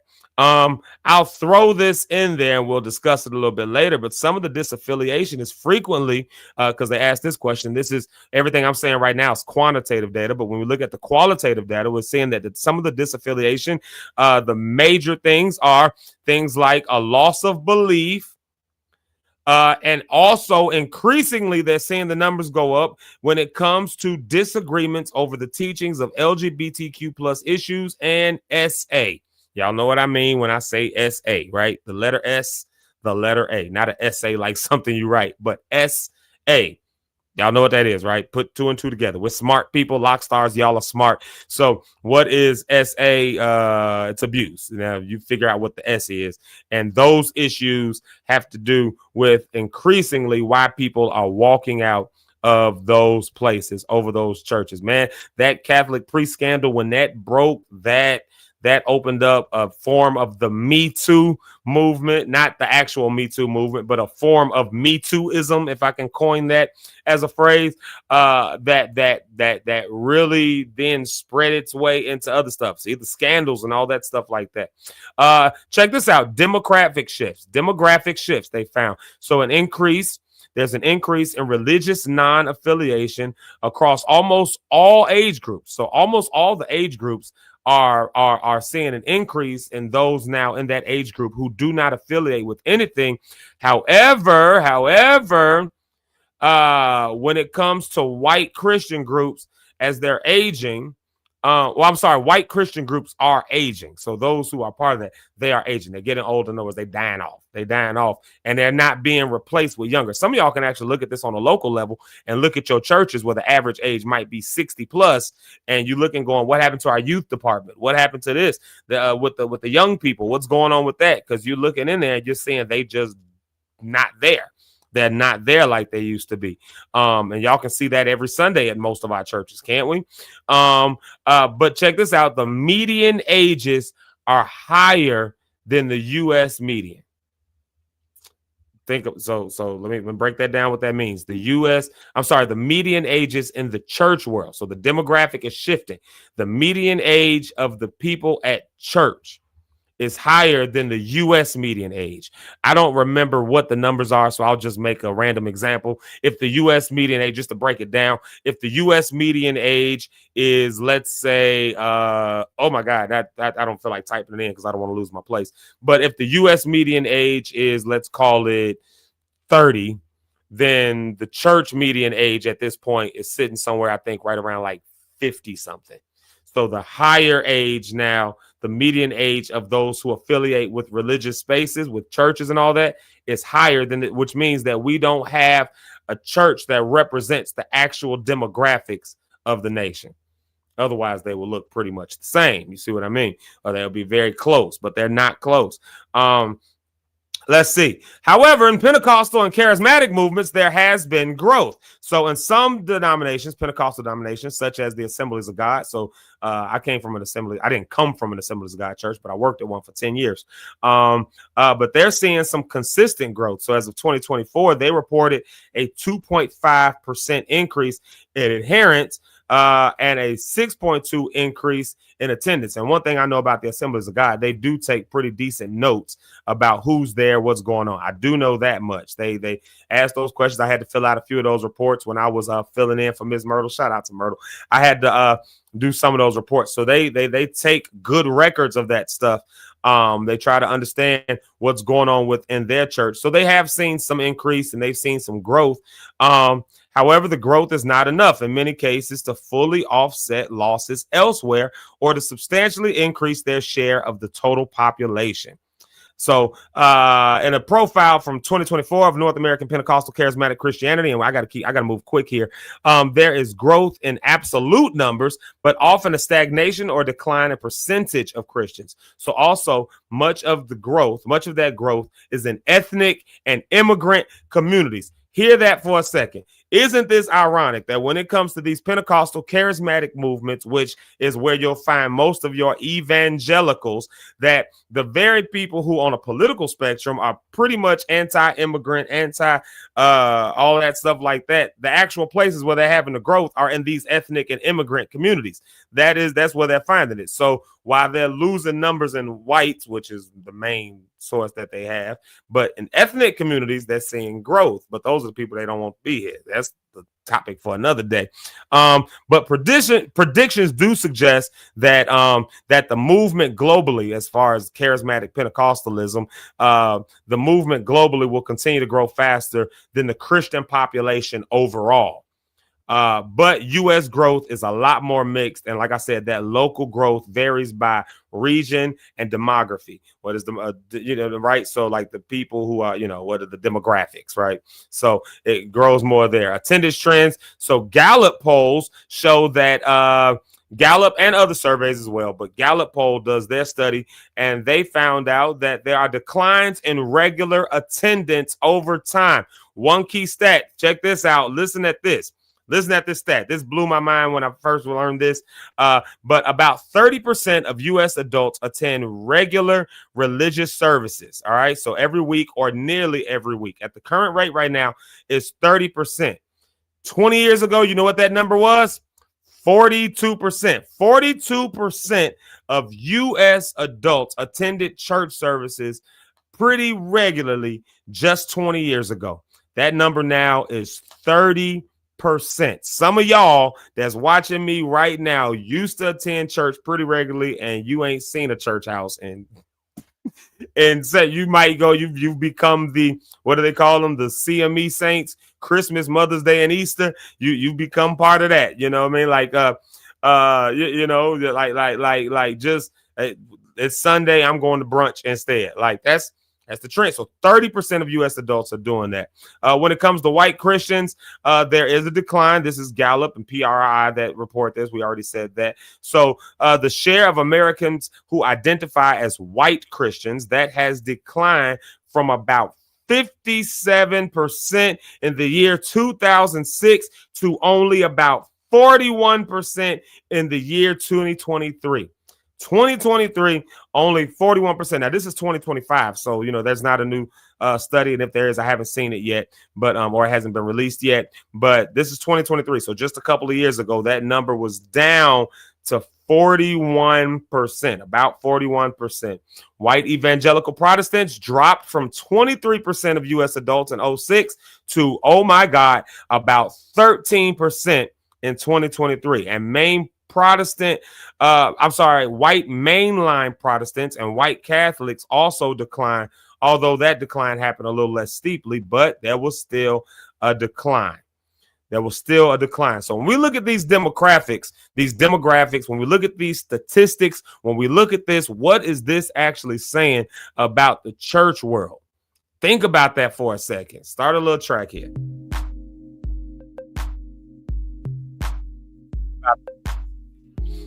What reasons are there for this kind of decline to be happening?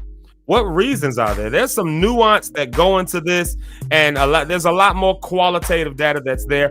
And so we'll discuss some of that when we come back. I'm going to do a 1-song music break right here. Just 1 song, a chance to refill my coffee, and a chance for y'all to just think about that. You can hit the rewind button and look back for a minute and hear some of the statistics that I just read. Of course, I referenced 3 different studies. One from the PRRI, the Public Religion Research Institute, with their Religious Change in America 2023 Census of American Religion. You can look this stuff up. It's out there. Pew Research Center. This was their 2023 and 24 Religious Landscape Study, or you can type in RLS. You can look that up. And then also you can look up the Gallup poll and see what their studies are showing. Those are 3 major and credible and very credible research institutes. And the question is at hand, what's the qualitative data behind this? Why are people walking? What is it? And maybe you've got your own personal anecdotal qualitative data for why did you walk away from the church, for those of y'all that did. What was going on with you that made you say, I don't want nothing to do with this no more? I know for me, like I said, I scroll through my Facebook page and all that, and I see some of the stuff that's going on. I'm just like, I'm tired of all of y'all. I'm sick of all of y'all. I wish all of y'all would just shut up. I wish all of y'all would sit down somewhere. I like all the stuff y'all. I'm sick of it. I'm tired of it. I don't want to deal with it. I don't want to hear it. I don't want to. So we'll talk about that a little bit. Some of that qualitative data. I tell you what. Let's do a song by our friend Mr. E-Man. Let's sing one of his songs. I like that song, God of My Day. I just feel like hearing that. Let's listen to that, and then we'll be right back, and we'll talk through some of that qualitative data. Y'all make sure y'all jump in these comments. I want to hear y'all's perspective on this. What do you think is the reason why the church has been on a decline? Why do you think is the reason for that? I'm interested to find out. We'll be right back after this song, and we'll talk through some of that. More Zeke Live in the morning. Lock in.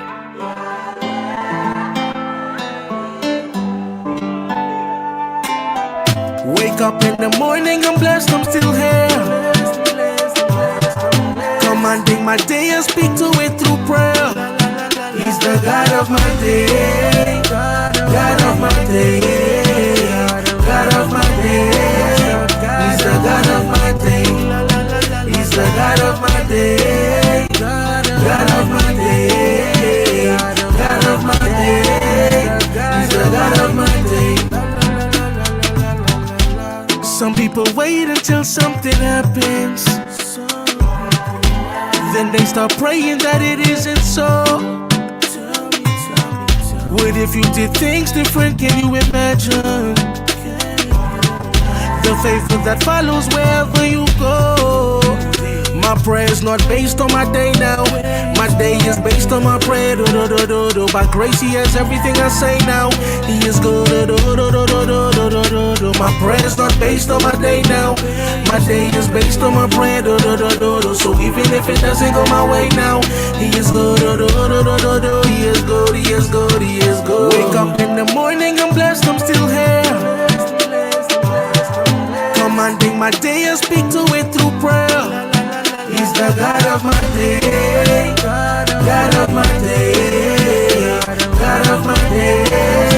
He's the God of my day, He's the God of my day, God of my day, God of my day. He's the God of my day.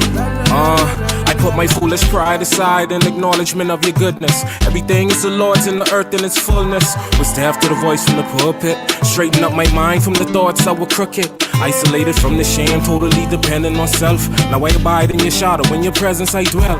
Deserved to fall, but was caught before I fell. Was so hard-headed, too stubborn, I asked for help. Unworthy of your grace, begging you for lighter loads. Till I met a single mother in survival mode.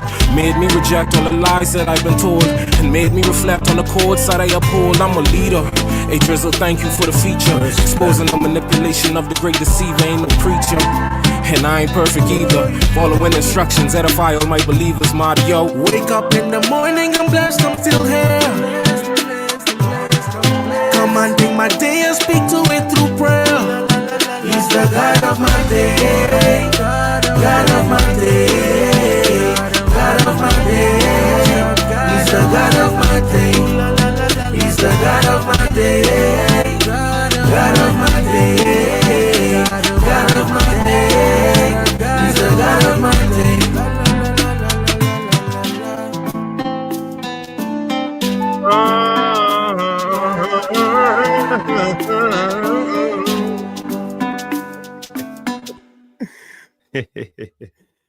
na na na na na na na na. All right, y'all. All right, y'all.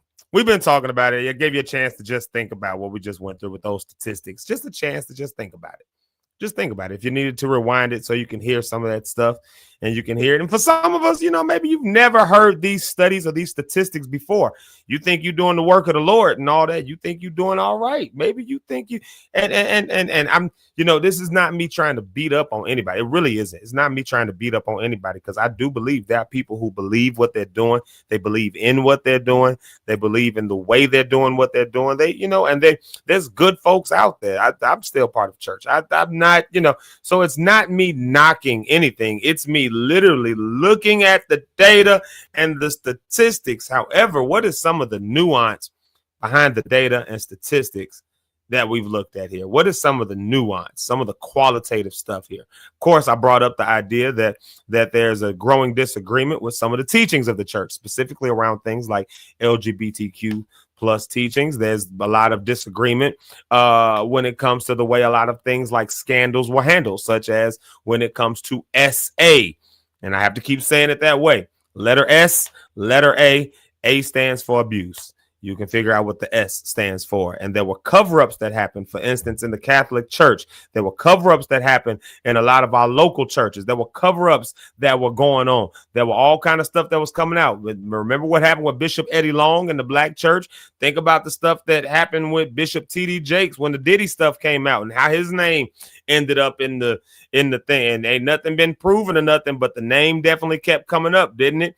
Look at how people feel about some of these mega pastors and mega preachers. Look at the stuff that we just saw last week when it came to how stuff was handled on the stage, like with Mahogany Medlock Brown, and how many people that came out and said, yo, that was my story as well. I was impacted and affected that same way. Think of how many people came out saying that same thing, which is why it struck a nerve. And then eventually people just get to the point where they just say, you know what? I am over it. I'm looking at a comment right here from Abronia. She said she stopped attending about 20 years ago on a regular basis. She left when reality hit.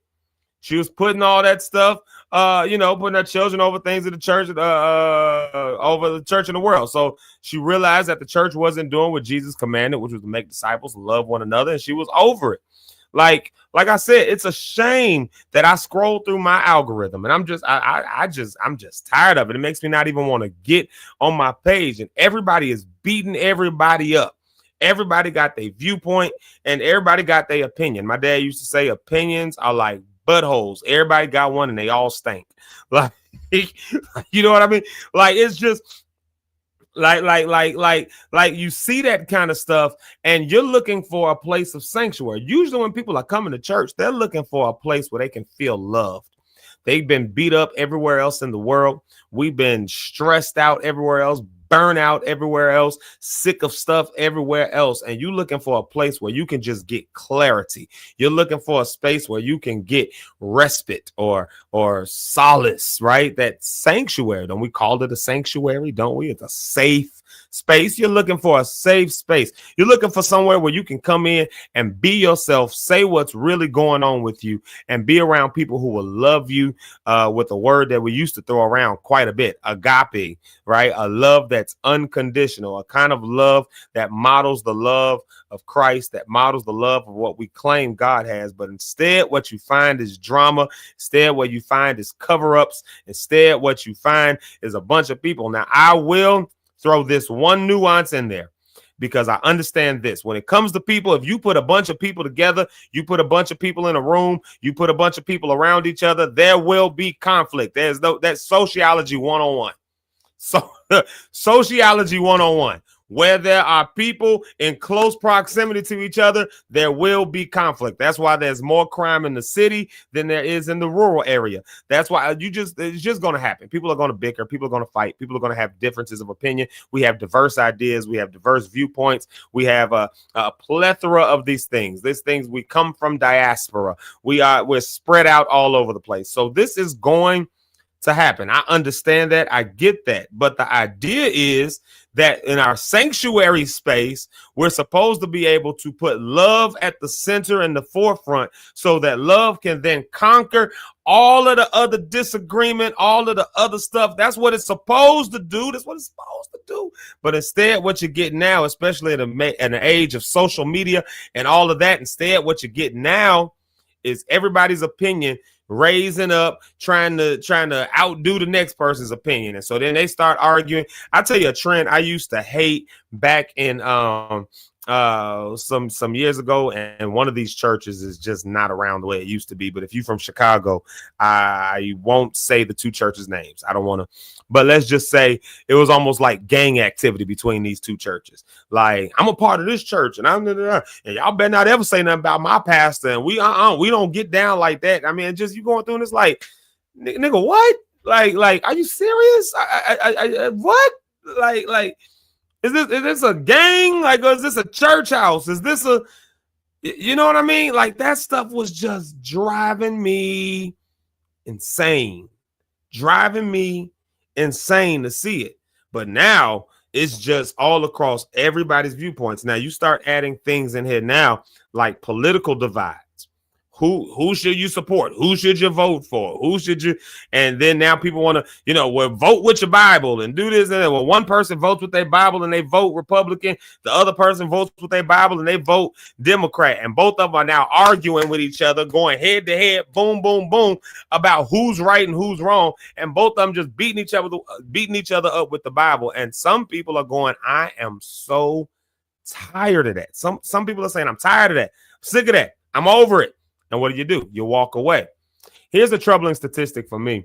Where there is growth, and this is one of the nuances that happens in the statistics, where there is growth, a lot of that growth, and this is why you see a trend downward. Watch this. A lot of the growth is not because new converts. I told you a statistic for every in Protestant and charismatic movements where there is one person who joins who is a new convert.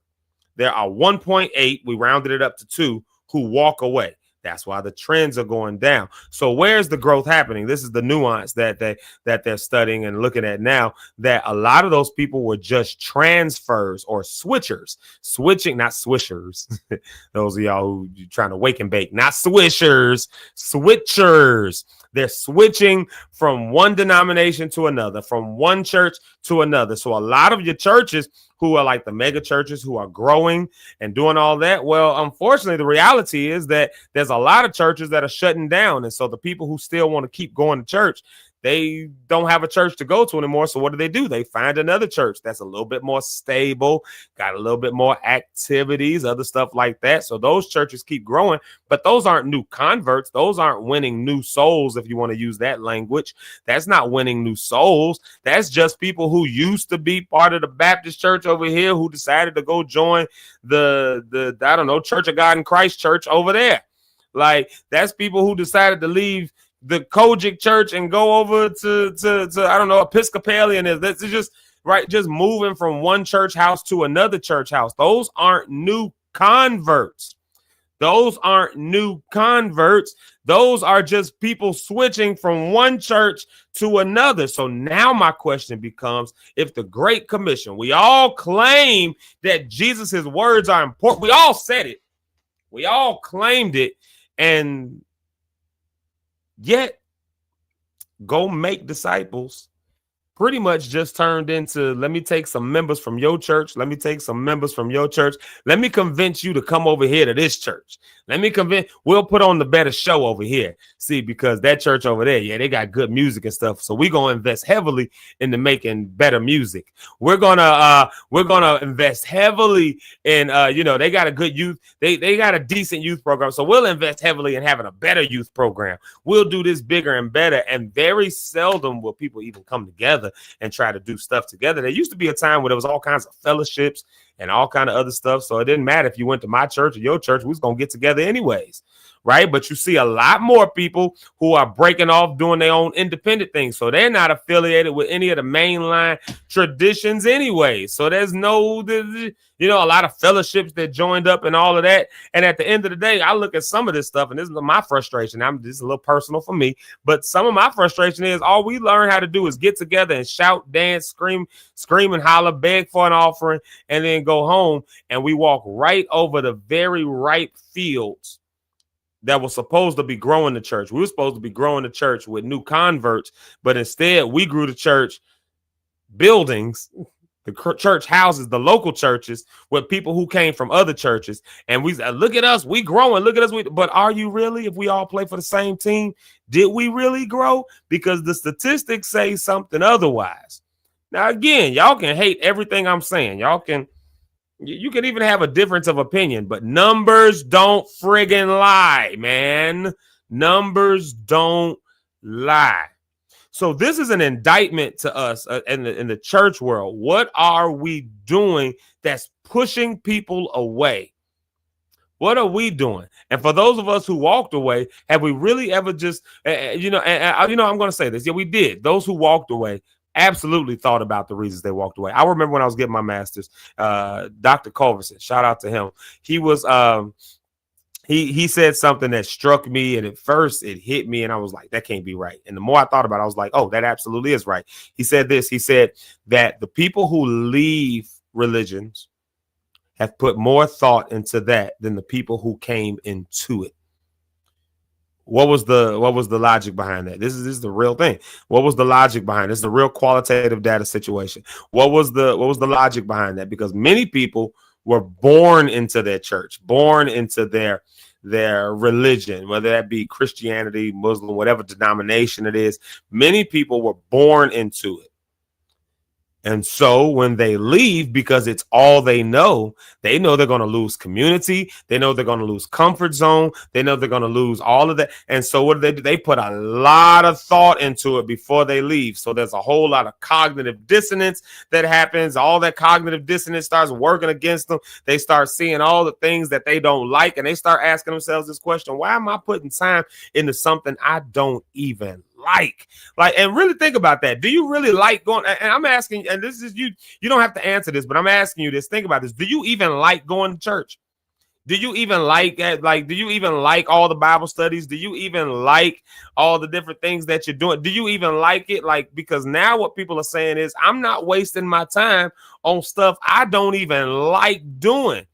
Why do I keep giving my time to something I'm not even comfortable with?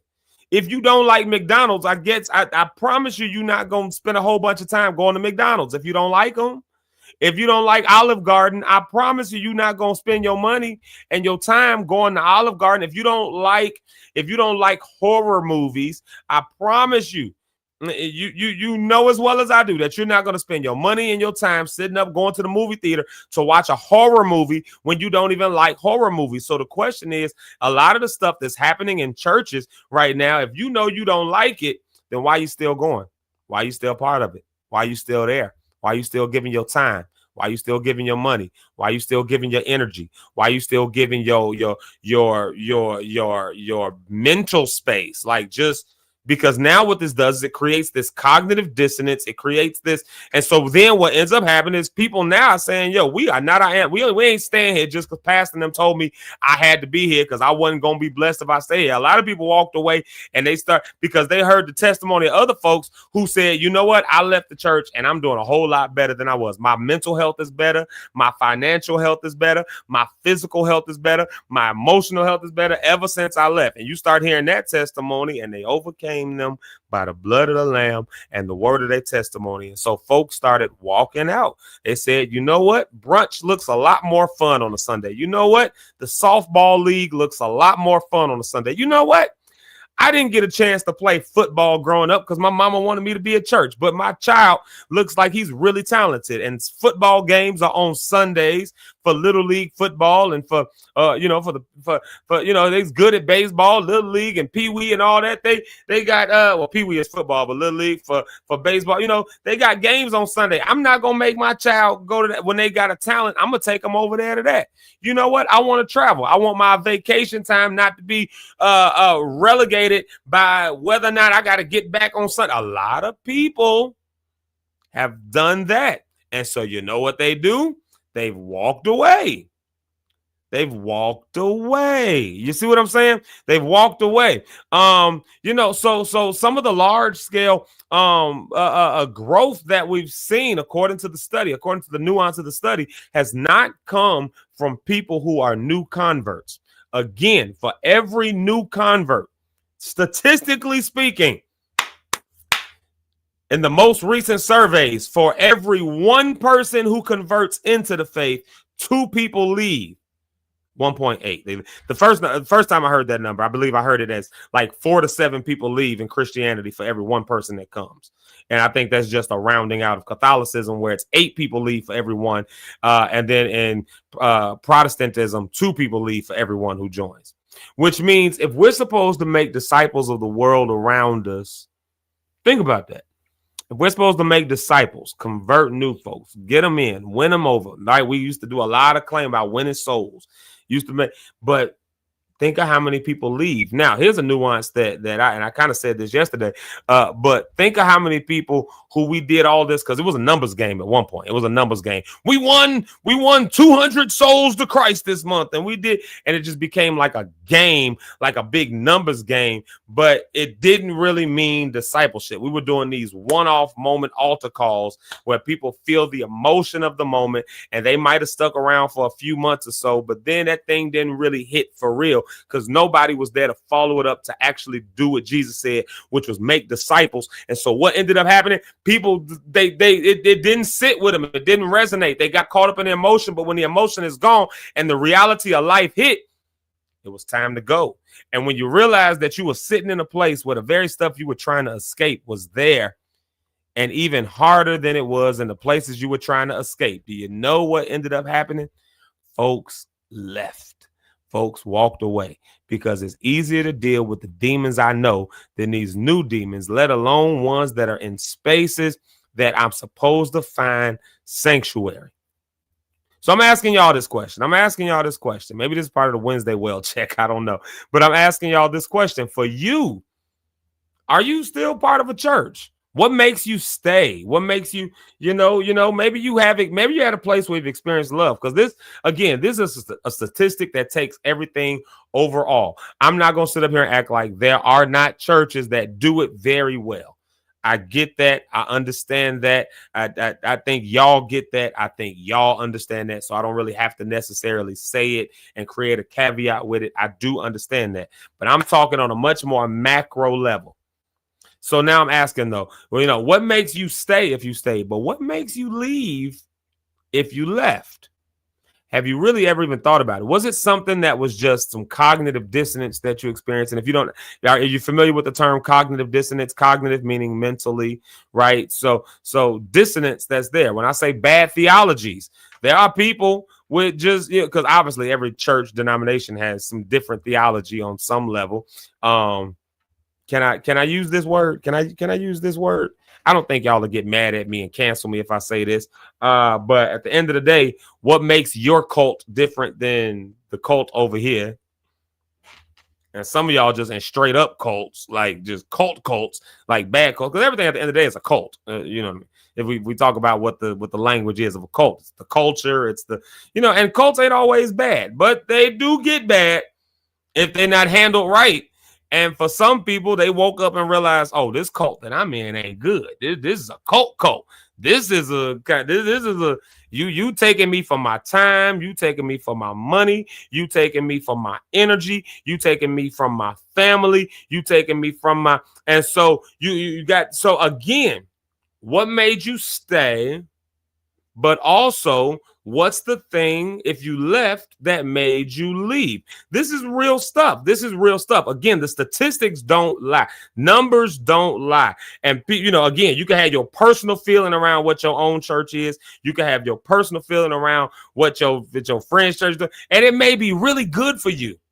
But for somebody else, they don't have that same testimony. Somebody else don't got that same testimony. In fact, if we look at the macro statistics, more people don't have that same testimony. So now the question is, where do you find the grace in the midst of that when you're dealing with people? Because here's another thing that happens. This is how you know when you're in a bad cult. When somebody walks away, now you can't talk to them.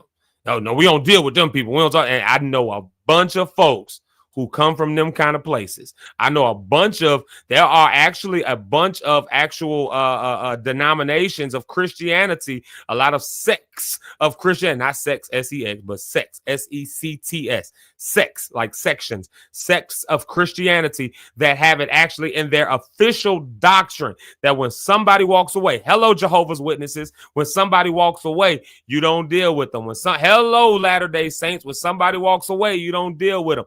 This is reality, man. And some of y'all's churches was the exact same way. I know. I'll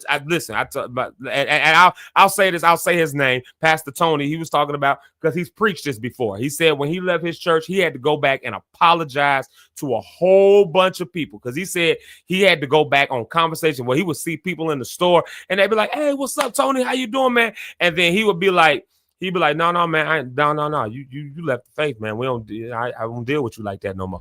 Like, we're just straight up tell him, Tony, that's how he is, and he would just straight up tell him like that. He said that later on when he realized what grace was, and he realized that's not what he was a part of. He said, you know what? That grace wasn't there. He said the first time he heard somebody teach a lesson on grace, he broke down in tears so hard because he had never heard that as a message. And then he had to go back and apologize to so many. He said to this day, he still will see people and be like, "Hey, I am so sorry for the way I treated you when you left.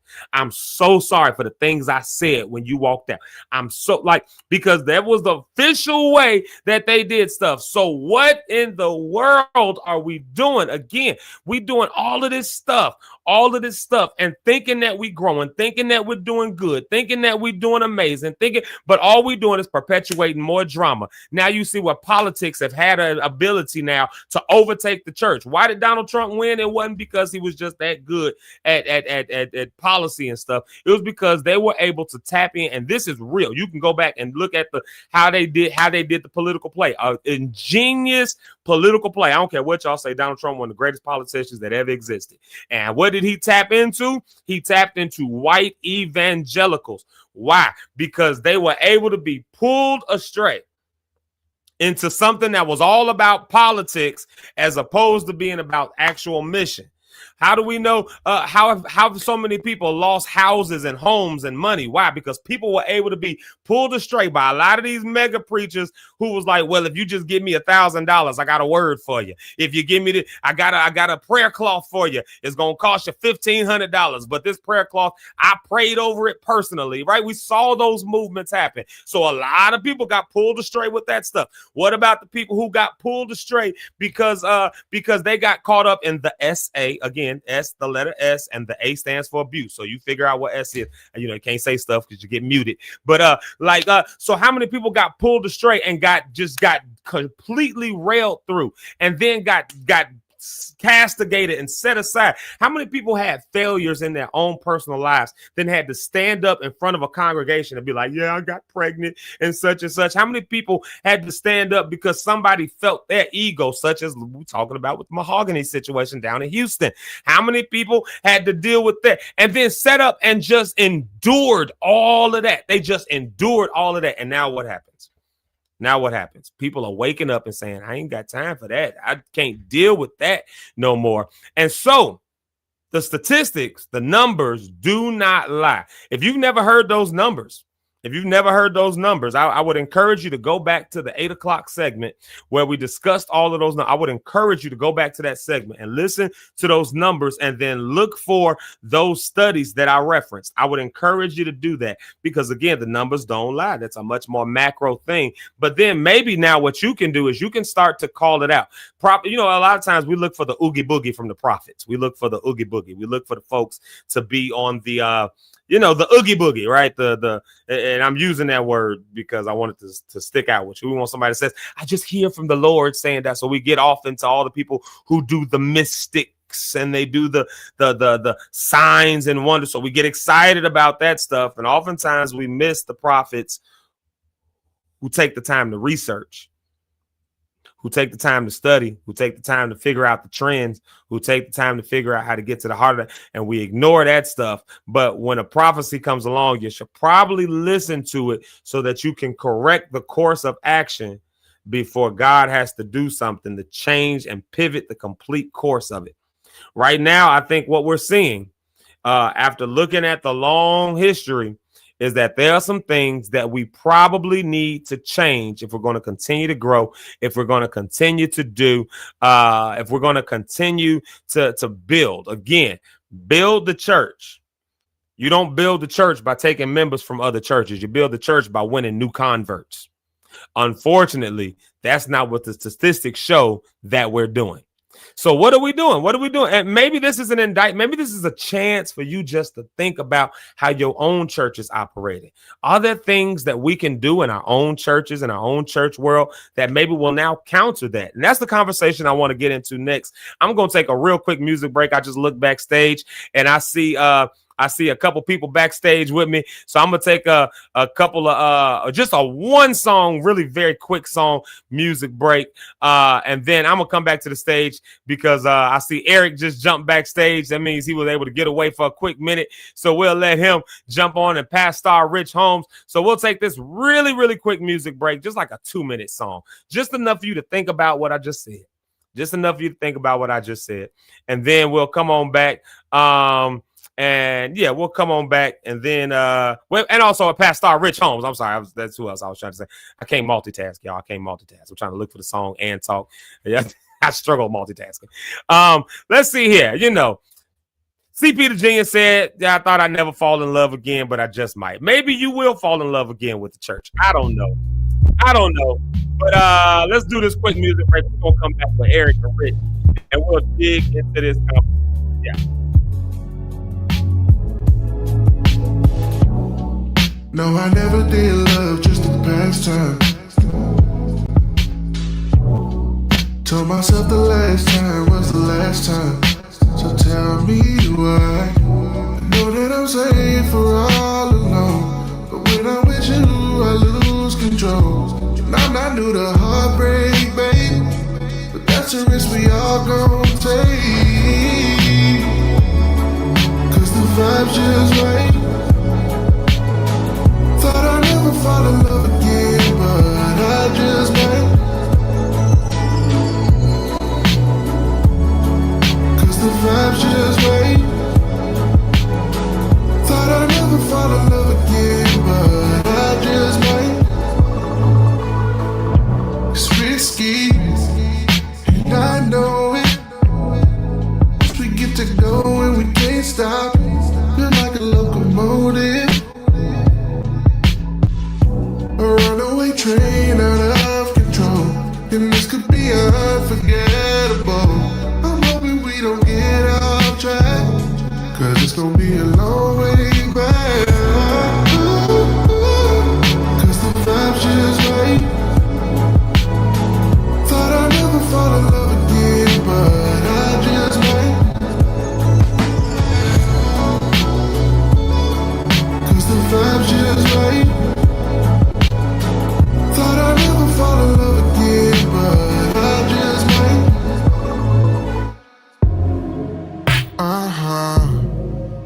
Oh yeah.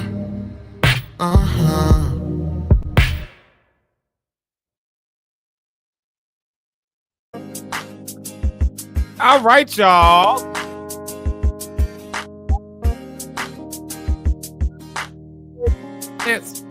Did you have a chance to think about it? I don't know. Maybe you did. Maybe you didn't. Maybe it's the first time you've heard of it, and this is creating some cognitive dissonance for you.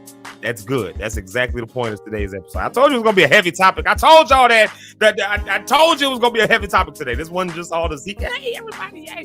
This wasn't that topic today. This was one that was weighing heavy on me. I'm talking about I went to bed, think about it. It was the first thing that I woke up on my mind with today.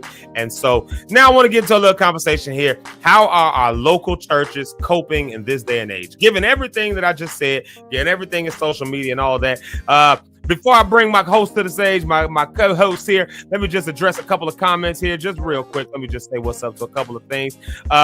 Just a couple of stuff that's in here. Let's see, because I didn't get to it a little earlier. But Bronya said she was told by a Kojic pastor once that she backslid because she switched over to that Baptist church that was close to her house. Listen, people be saying stuff like that. I didn't heard that. You'd be surprised how many times I heard that, especially around the Baptist church. You will be surprised. You probably wouldn't be surprised how many times I heard that. You might not be surprised by that. Let's see here. Miss Ursula Ellis, shout out to her. Glad you're here this morning. Good morning to you. She said she's actually not part of a church because of a not so good experience. Because of not so good experiences, but she does visit. See, there are people who have not left the faith, but they're still like, I'm not doing that no more. Brian said, I don't subscribe to the pathetic. It's a lot of people who feel that same way too, because that seems to have become just a money grab at this point. You know, I would just liken it to fortune telling at this point for a lot of folks. You know, you give me your money, I got a word for you. Well, shoot, it's a little cheaper to go to the tarot card reader, so I take my chances over there. Shout out to Chris Hood. Hold on, I gotta say it like Hood. Yo, he said, deep topic this morning. Yep, I told y'all it was gonna be a deep topic this morning. Bro, I know the comments are messing me. Not really. That's what I said. I wanted y'all's opinion. I wanted y'all's take, because everybody's opinion is valid, and that's how we get to the numbers that we get to and the way we get to them. That's a real thing. And oftentimes those voices are silenced, but fortunately, social media has created an opportunity now for the voiceless to now have voice. So anyways, speaking of voices, let me bring up some good voices to the stage real quick. First and foremost, well, I'm gonna just bring them both to the stage. Y'all know both of them. He's on the road traveling right now, but he is in his car drinking his water, but he's here with us. He wanted to pop in for a minute. So y'all welcome Eric Rideout, and then the pastor of Morning View Word Church. Well, he's becoming the pastor, but he's basically the pastor at this point. That's what I call him, because he already got it. He's moving towards it. And we've had a great opportunity to see his journey going into that. And y'all know both of them and love him as Pastor Rich Holmes. Let me bring them both to the stage. E Rideout and Pastor Rich Holmes. And I'm not sure why in the world, Lord Jesus, I do not understand StreamYard with these. I set my scenes up and they don't let it happen. So I see them. What's happening? What's up, y'all? What's going on? How y'all feeling? I feel pretty good. No complaints. Well, look at Eric on the road. Had the chance to pop in. Where you at now, E? Big Star. Today I'm in some part of Wisconsin. Like by Green Bay. Jesus. Be safe up there. Yeah. You know, I like a good confrontation. So, well, but what was your topic about? I kind of heard part of it. You know. Well, talking about the church world today, statistics, church in decline, and really, this is what got me to just pulling up those statistics. Was I'm about sick of my algorithm on Facebook. I'm about sick of my algorithm on Instagram. I'm about sick of my algorithm on YouTube, because everything that I see that comes from the church world, it's not encouraging. It's not even exciting to watch anymore. It's just drama, and drama gets good views. So what we've turned into it's a lot of Wendy Williams of the church world at this point. And I don't even be seeking these people out, but they pop up in my stuff. To the point where I go, I was like Rhonda said on her post yesterday or the day before yesterday, whatever. She said, you ever had a day where you just woke up and you said, I wish the whole world would just shut the up like that. And that was, I wish they would just shut the F up. Now she said it. Y'all know Rhonda. She'll say it. I'm being nice to the mamas on the show. I mean, but I was like, it resonated with me. I was like, yeah, I'm sick of seeing people arguing. I'm talking church world, using the Bible to beat each other up about who they voted for, how they feel about Charlie Kirk, or how they feel about the mahogany situation, or how they feel about money in the church, or how they feel about what this. And meanwhile, people are hurting for real. And instead of being able to find sanctuary, instead of being able to find respite, you go through your algorithms and stuff, and this is what you see, this is what you find. And then unfortunately, when we look at the credible, and I want to make sure this is understood, the credible macro statistics that look at church studies and church decline, church growth, all that stuff like that, what we see is a trend that has done this. Like to the effect of, in Protestantism, for every one person that's a new convert, 2 people leave the church world. In the Catholicism, for every one person that joins, 8 people leave. That's the numbers. Those are the real numbers. Numbers don't lie. This is and now you get a chance to hear people's stories. You get a chance to hear what people are saying. And so today we're just addressing it. And so what I want to kind of get into here is, every local church is different. Obviously, I get that. I'm not about to be one to get on here and be like, well, y'all know every church ain't that way. And that's a scapegoat. That's not good. What I'm interested in is just how are we coping? Different churches are coping different ways. Their youth departments are demolished through. There used to be a time you go to a church and there was 75 children in there. Now you're lucky if you see 3. There used to be a time where you saw families. Now everybody is 60 and up. There used to be a time where you saw husbands who went with their wives.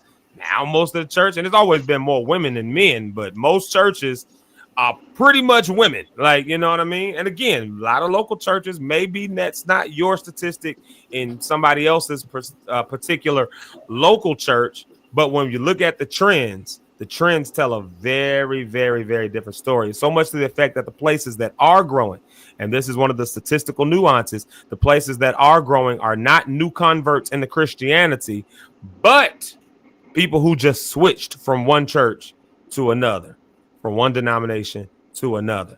And so, these are things that I think not only need to be addressed, but they need to be addressed honestly and openly. So, my question now is just, how are we dealing with this maybe in our local churches? If you're part of a local church, and Rich, we know obviously you part of we know you obviously part of I hope so. I mean, maybe you're one of them pastors that ain't really connected to the church. I don't know, but because we got folks like that. You got worship leaders who just go from one church to the next, to the next, to the next. They're not really connected, but we're calling them the pastor of worship, but they're not connected to nothing to do with the people.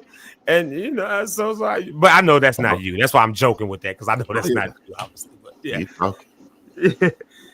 So, my question here, how are we coping with that? And this is really the more question at hand. Are we at a place now where in churches, it's a matter of just dealing with the congregations that we have, the remnant, if you will, if I can use that vernacular, the remnant that remained, and just trying to make sure they're all right. So managing the remnant, or are we trying to find ways that, that will grow us, and not grow us just from switching, but unless that's your plan, but will grow us from a standpoint of finding new converts. Do we find new ways to approach the world around us? All that stuff like that, So, Rich, since you the pastor, I'll toss it to you first and let you just maybe take a little piece of that. Yeah. So, what's up, Derek? I mean, not Derek, Dr. Eric. Said Derek, Dr. Eric. I saw Dr. Eric. It's Dr. Eric, the world loves me, my Lord. shout out to Pastor Mama Cynthia Cohen. Good to see you. Right on. I guess so. In the state of where church is right now, I'll speak to. Yeah, am I speaking to my local church then, or am I speaking just? You can. I mean, with you being as a pastor, yeah. I mean, you really only know your own perspective, anyways. But unless you know what somebody else is maybe doing, and you got some insight there. I don't. Yeah. So, how are y'all coping? How y'all coping over there at the View? Yeah. So we're going through a lot of changes and transitioning right now. So a lot of time it's a lot of planning. It's a lot of learning. For me, I'm at a place of gaining knowledge in this community of Bronzeville. understanding what is needed in that community. So we're at a place of learning, understanding, gaining knowledge on what to do to make a best presentation, because we want to give people a fresh look at Jesus, not the same old stale look just on he died, but what did he die for? What are some community events we can be a part of? What are things that we can attach so that we can go ahead and help the kingdom be impacted? Because at the end of the day, it's not just about us in our church. It's about the kingdom impact that we can make on this entire world. So whether that happens on 45th in St. Lawrence and Bronzeville, or whether it's happening all over the earth and we sending people different places, at least we want the kingdom to be established in all things. So for me, I know numbers are going down. I never really looked at God into a big number person. I've seen a lot of things that he's done in a small number, small group, like-minded people that can still be impactful. Even what you talked about with the remnant, that was a small number. It wasn't a huge number. And many times there are times that we can just use that instead of gaining success based on numbers and growth. What is the impact you're doing in your local community? What is the impact you're doing in your life and with your people, your neighbor? So those are things we kind of looking at right now. I feel that. E, I'm gonna toss it to you because you have a chance to over the years. You see probably more churches than all of us over the years just by doing stuff, even in music world and all that. So you've seen some good places, some bad places, some shady places, and some amazing places. What are maybe some of the things that you've seen? What's your view there? Yeah. I just think, man. Can you hear me? First of all, I just think Yep, some of this stuff. Like, I'm watching online every day. I'm in no disrespect to this man's family. I'm sick of hearing about the Charlie Kirk situation every day among the body. And what I mean by that is, I'm looking at people I know, like, losing friends. I unfollow 80 people a day because they feel this way about this man. They feel this way. And now now look at the evangelical side, how they were mad at churches who didn't stop to have a moment of silence or discuss him Sunday. That's the whole thing online. Why your church didn't talk about Charlie Kirk this Sunday? And one pastor said, he ain't Jesus. I'm talking about the Lord. That's what people come for. We sorry he died, but that ain't what the message is about today. There's a whole debate online about why churches aren't talking about him on Sundays, especially last Sunday. They were mad. I see people I know, friendships are in, families, things. Uh-oh. Eric is lost. Oh, he was talking good. He's talking good. You saying something good. I was ready to hear what that was. All right. Well, we'll get Eric back when he comes on. Technical difficulties right there. Oh, look at this shout out right here for you, Mount Eagle. Mount Eagle. You know Mount Eagle, don't you? Absolutely. They right around the corner. My uncle used to play the organ there and everything. I was gonna say, ain't your family like from that church? We actually first time we ever did anything for LXW, we was at that church to change our clothes. Matter of fact. We changed our clothes at that church. Ladicia, your cousin, was actually a member there, right? All right. Yeah, that's right. Oh, there's Eric. He's back. I can't win for losing. Go ahead, though. Finish that out. We wanted to hear what you were saying. Yeah, that was good. Can you hear me? Yeah, we got you. Yep, you there. I can't hear you all anymore. I'll be right back. I gotta go out and come back in. Somebody called and knocked me off. Oh, got you. Yeah, we hear you, but you can't hear us. I hate that with a passion. Good Lord. Okay, I'll be right back. All good. All right, so Eric will be right back. There it is, right there. That's a big thing. Were you about to say something? If not, I was gonna throw something up here. No, I just said that's a big thing. Just where churches are right now. Just what is the next moves? What's the next step? All that good stuff. What you finna say, man? Why you laughing? What happened? No, you said that's a big thing right there. I was like, pause. Oh, yeah, that's definitely a possible moment. No, I like what. Let's see what Broken Vessel here, Mr. Merv Hammond. For the church, there has to be a return to making disciples of Jesus. The faithfulness to local church commitment is connected to the heart of Christ. Okay, let's see here. For the individual, you finish that statement out. YouTube, you got to break these statements up. Unless you're gonna do like True Hood, you're gonna go to Facebook so you can write your novel. There's shout out to my dog. Let's see here. For the individual, allow God to show the difference between the need to leave the local church and just waiting for things to improve versus actually being a voice of change from within. And I do like that. Like, and I think what is happening, though, we are seeing people who are trying to be a voice of change. And really, oftentimes what happens is the voice of change that comes from within, it starts off with you just saying, calling out, this is what happened. This is what it is. This is my take. And unfortunately, oftentimes, the people who then do that get silenced real quick. Because who wants to have their mess called out to them, especially in a public space, True. And a lot of people even that looks to start and use their voice in different things like that. I don't know if either they just get tired. I don't know if they're really called out to do it. It's one thing to just say it and say, hey, here's what I think we need to fix. Here's what I think we need to do. And then to not be able to be one of the ones to follow up and do it, but yet be the loudest one speaking on it. That's very challenging. Or I don't have time to do it, but you're the loudest voice in the church talking about it. And I understand with some points where it's like, well, you guys should have this at my church, and you guys should build this at the church. And it's like, well, we currently don't have it. So I understand you may want to come and sit, enjoy, and just feel the benefits of it. But that's why, again, it's important. What church are you going to? Are you at a church that's in a building process? Are you at a church that's already established? Those things are important, just like in any business. There's sometimes I don't want to go and work with that's business that's been established. I like to work with start-off companies. I like to work with ones that's getting off the ground. Why? I like the building process. So those things, I think, matter to people as well when you're choosing where it is that you're going to connect with, to not just worship, but to be an impactful citizen of the kingdom, for God. What does that look like? Or is it just, I'm going to just sit here and just get fed and, as we say, get fat in the church, or whatever? Or am I going to start using this word and put it out there with other people so I can help with my church? Another thing that helps also is not just seeing the church as God, right? Church is not your God. God is God. And church is there to help you, you know what I mean? But it's not your God. So I think even what I was going to say Pastor Mark Mervin, even what Mervin was saying was, individual. I think that's important to understand that difference with God as an individual. Build that relationship with him, for sure.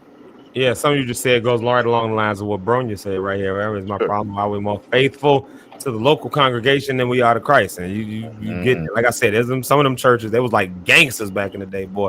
One of them churches ain't even around no more. Because it seems like the ones who go hard like that fall just as hard. Like I said yesterday, oftentimes the people who go hard for some stuff is because they had a bunch of other stuff that's going on in the background. And then when that stuff starts coming to light, well, then comes the Me Too movement where it's like, oh, that happened to me too. Oh, that happened to me too. And then you start seeing en masse leaving. Eric, I'm gonna let you go ahead because you was talking. You can hear us now, right? I can hear you, but that Me Too movement was a trip to me too. Because look what happened with the lady who's over Me Too. She was accused of some stuff. She was going hard. And then she accused the mess with an underage boy. So it's like, look, but man, my concept, all I was saying earlier was the church has more important things to fight about.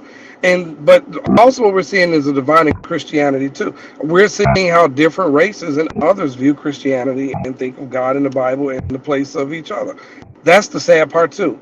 We're supposed to be one body, but we're seeing the difference every day. You can get online and see the difference in beliefs, We have some of our brothers of other colors who still look at us as half of a person. And, our views only matter when we're paying tithes and dancing at the church and singing.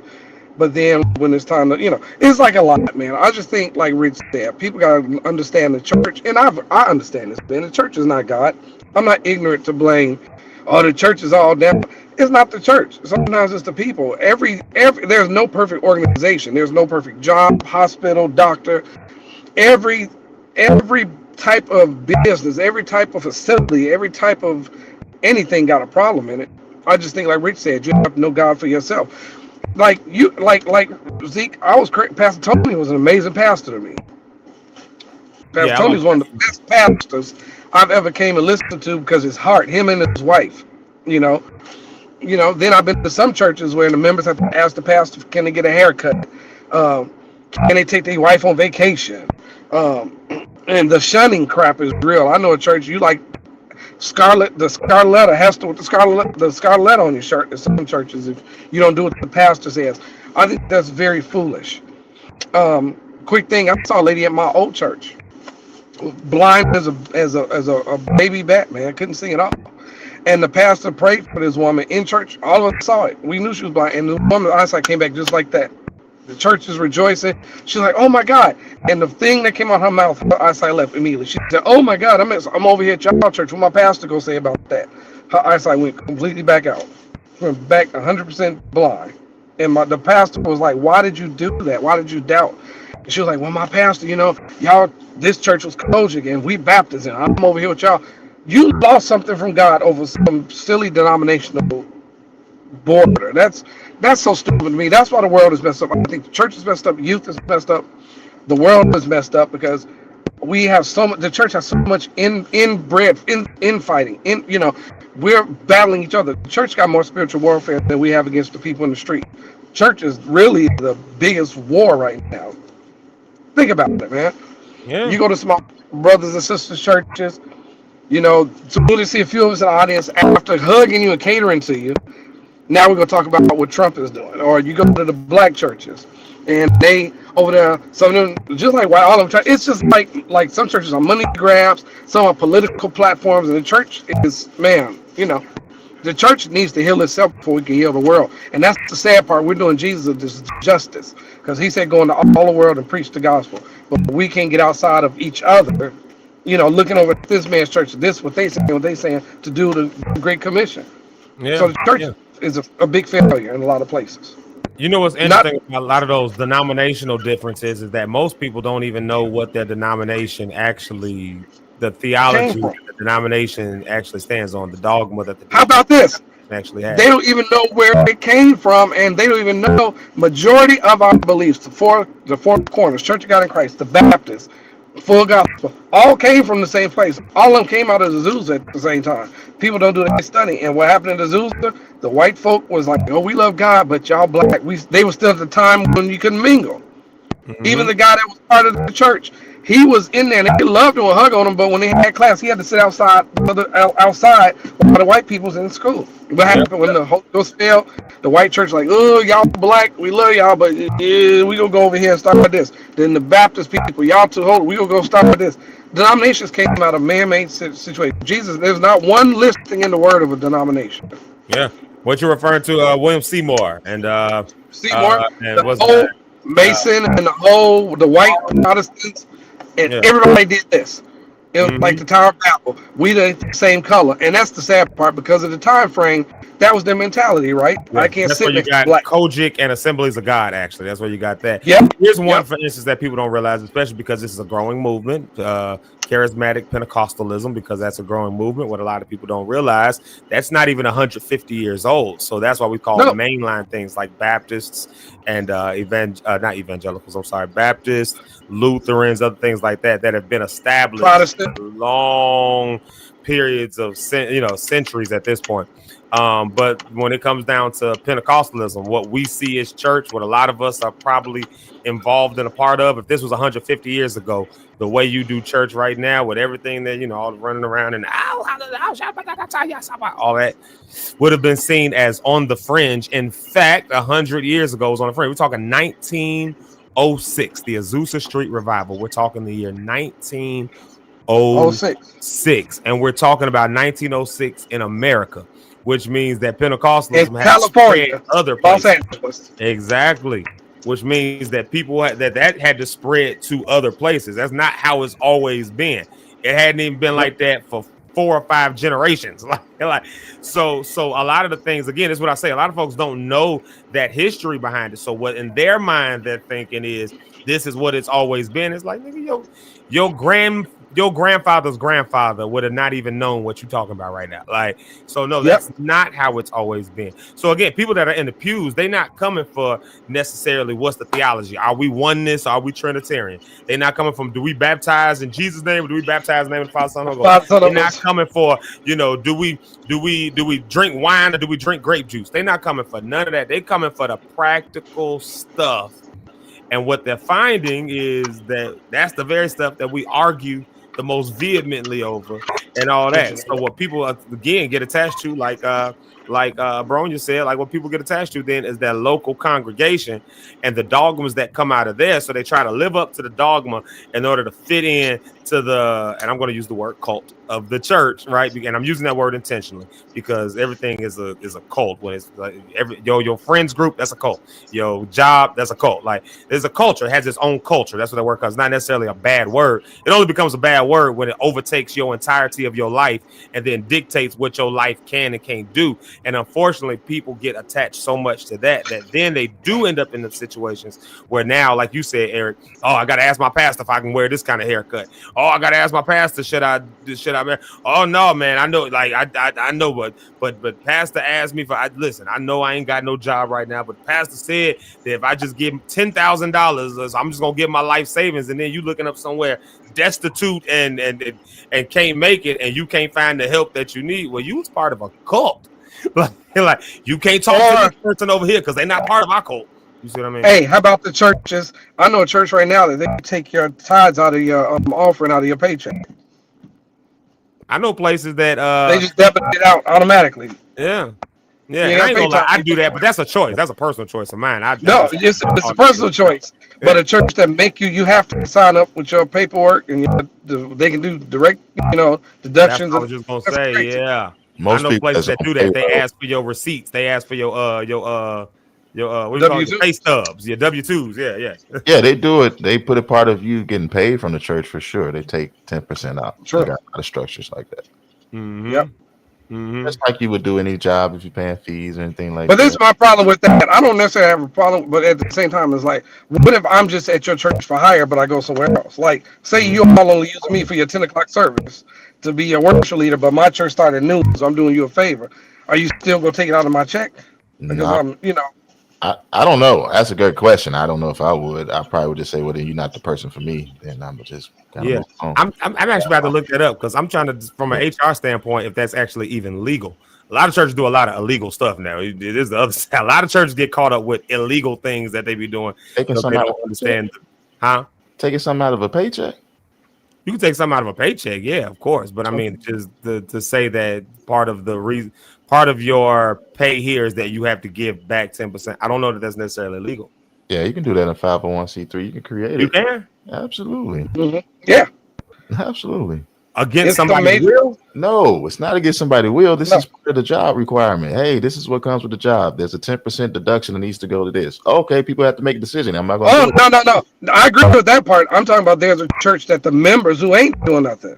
Everybody got a hand in your W-2. Now I'm saying people that work for the church as well. No. I agree with that. It's working for a 501c3 company that happens to be a church. Oh, no, this church, if you're a member, you got to, when you sign up, you sign over that so they can deduct your tithes out of your check. Oh, wow. That's crazy, right? That is different. Yeah. Mm-hmm. But see, again, that's why the church is messed up, man. And like, you see it, Rich, every day. We all see it. As soon as I get on Facebook to do some social media, why your church didn't do this? Why this and another? I lost. One guy said the other night, and this cracked me up. He said he might be watching. No offense, brother, if you are, but it was just I didn't get it. He said, I got lights on my mantle where I pray. And the day Charlie Kirk got shot, that light lit up really bright. And then it went out once he died. And they ain't been back on since. That might have just been a short in your lights, brother. Wow. That means they act like this guy was the Lord, the second coming, man. It's crazy. I watched a Christian artist today who lost 80,000 followers over his support. It's just crazy, man. It's like the church is focused on the wrong thing. And it's the racism in the church is showing up. The jealousy in the churches, in our black churches. Think about this. And some of y'all know this. We go to churches, man, trying to call the church and say, hey, man, I'm going to get 8 churches together, and we're going to do this for the young people across the city. They all agree, but this pastor want to say here, I want my praise team to do this. My daughter got to read this. Is this not it can't be, let's put our money together and bring in people as a whole. It's always a catch to it. I had a huge idea. That's my catch right now. Every church wants something different. Yeah, I looked that up, Doc. Churches that do that, I just looked that up. If the HR in me just had to look that one up. Sure. Yeah, because ties are structured as voluntary things. If you sign an agreement, but where the question comes in is whether or not, and this is where the IRS actually starts getting involved. If part of your package is that you force somebody in order to be hired that you have to give back a donation, because they're still required. There's still tithes are seen as donations under IRS tax law. Yeah, that's I remember that coming up before. To make a choice. If you want this job and this is what I'm putting on here. Yeah, but that's what I'm saying. Then churches get sued over that, because then somebody can actually, that exposes them to come back and be able to be like, yo, part of the job requires me that I had to give 10% donation to the church. Like, I've had several ones, and that have never been an issue. Did they ever get sued? Or you just don't take the job. They left the church and they tried to sue, but it was nothing they could do. They couldn't win. They didn't win the sue. So was it because they signed the paperwork though? Huh? Yep. Was it because they signed paperwork though? Signed paperwork. That's everything they signed the paperwork. That's what I'm talking about. That is signed. If it's official, this is signed. It's not nothing I'm holding it back from you. It's in your face. You make a decision to sign. It's not nothing illegal with that. Yeah. It's almost a contract. It's legally binding. It's fine. Yeah. I ain't saying it's right. I ain't saying that now. But I get you. I get you. Now they can do and that. Once you sign on the line, that becomes now you just move yourself out of the way. Right. But I'm saying, and see, somebody comes back and challenges that part of the process. That's see, the problem was, and the attorney. I don't say names. One of the I'm not gonna say a name, but one of the people who wrote this up, the agreement for the church, is an attorney for the actual IRS. Most of them are. If you and they're already IRS attorneys. They're like, oh, we can cover ourselves. We'll cover the IRS to make sure we good. Y'all gonna pay that money. You know, and that's unfortunate. And with the type of money that was coming in, that was a church that was making millions of dollars, right? So those type of things have to be so outlined and so itemized down to the T. Now, to your local church, I'm not saying that's making 56. I ain't saying about that. But them ones is making them that big money, Doc, yes, they put everything in it that they can put in there to make sure they can get some of that money back, Doc. Yeah, it sound like the United States, dog. Huh? Come on, who it sound like? Sound like the United States. I saw something about the United States. Yeah, the United States the other week, and I know we gotta go. I saw them online talking about this man was mad. This Caucasian. I'm looking at China. Do you know they don't allow their people to have cell phones? We're mad because China, if you look at it from space, it's dark. Man, you don't care nothing about them people over there. You just want to see how much money can I make. You don't care nothing about them people sitting with the lights out in China. I feel like the church has become, well, you know what? I ain't going to say that. Right? Eric, but it's a lot of stuff. It's a lot of dirty stuff. You know, our government is dirty. I saw the other day they taking away all the slavery things in the different museums that are being taken out now. They said they want to show a beautiful America. So all the black stuff has been taken out of everywhere public, bro. It's crazy. This is where we live. Yeah. This is America. This is America. Well, contrary to my belief, not everybody in America pays taxes. The president, hey, you know, that's how you do it. He says there's a loophole. But if you do that same loophole, including most of y'all churches are not paying taxes. Come on, you talking, Doc? So this is what I'm saying. That don't sound just like America. That sounds like I'm getting my money. I church. get it. Fine, do your thing, do what you do. But I got questions. That's all I'm saying. But that's not, I don't want to get stuck there. At the end of the day, like I said, at the end of the day, when it comes down to people, when it comes down to what the statistics are, boy, oh boy, I think there's an indictment that's going against the church right now. And now that leaves us with a thing, right? The churches, y'all, and people who are churches, because churches are people. Churches are not organizations. And most of this is centered around church organization. But what we're seeing is the church as people are saying, I'm sick of the church organization. And so not everybody is necessarily walking away from the faith, though there are those who are now non-believers.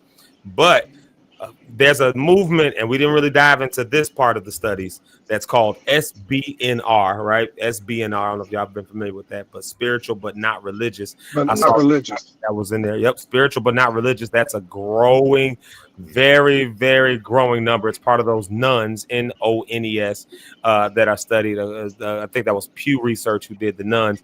But I saw this comment from Jared Thompson the many problems of modern church is that humanity is hungry for spirituality. That's how we end up with the SBNR movement. It's hungry for the spirituality, but no appetite for the religion that oftentimes now masks, and I'm just adding this to the religion that oftentimes masks the spirituality. So my spirituality is based on what religion I'm in. That goes back to your point with the lady with the Kojic church versus the Baptist church. Like, we got the Holy Ghost over here, they ain't got it over there. So now you wouldn't do, you know what I mean? This is how you win Jesus. This is how you get Jesus. You got to do this, you got to do that, you got to go down in his name, you got to do that. And meanwhile, you don't find none of that in scripture. That somebody came up with a dogma and people get attached to that, and people are waking up and saying, wait a minute, I didn't see that in my Bible. Like I didn't see that part. I didn't point me to that. You can't. You got to go all kind of mental loops. And people are saying, I don't feel like doing all them mental loops because that can't be that. I love Mama Pastor Cynthia Cohen says here, one of the biggest issues I have is that church continues to fight against themselves. It grieves her so much, not digging into theological history or miss the real mission of being a disciple or the discipleship of Christ. Why is religion negative? Yeah, she was correcting it. Huh? Are we saying religion is negative? I'm just curious. I always hear religion in a different light. So are we saying religion is negative? Yeah, is it like negative to have religion? I'm not saying it's negative or positive. I'm saying that it's got a real cultural movement right now that where people have been impacted by negative aspects of it, and the negative aspects outweigh the positive aspects in their personal lives, and so people are going to make a choice and they're going to walk away. And so my goal is not to tell people you need to do this or you should look at it this way. That's not my goal. My goal is to say, have you really explored what that is for you? There's a lot of people sitting in churches right now, a lot of ministers who are sitting in churches right now dealing with the cognitive dissonance of, I don't even like coming to this. I don't even like doing this. I don't even like being here for all these services.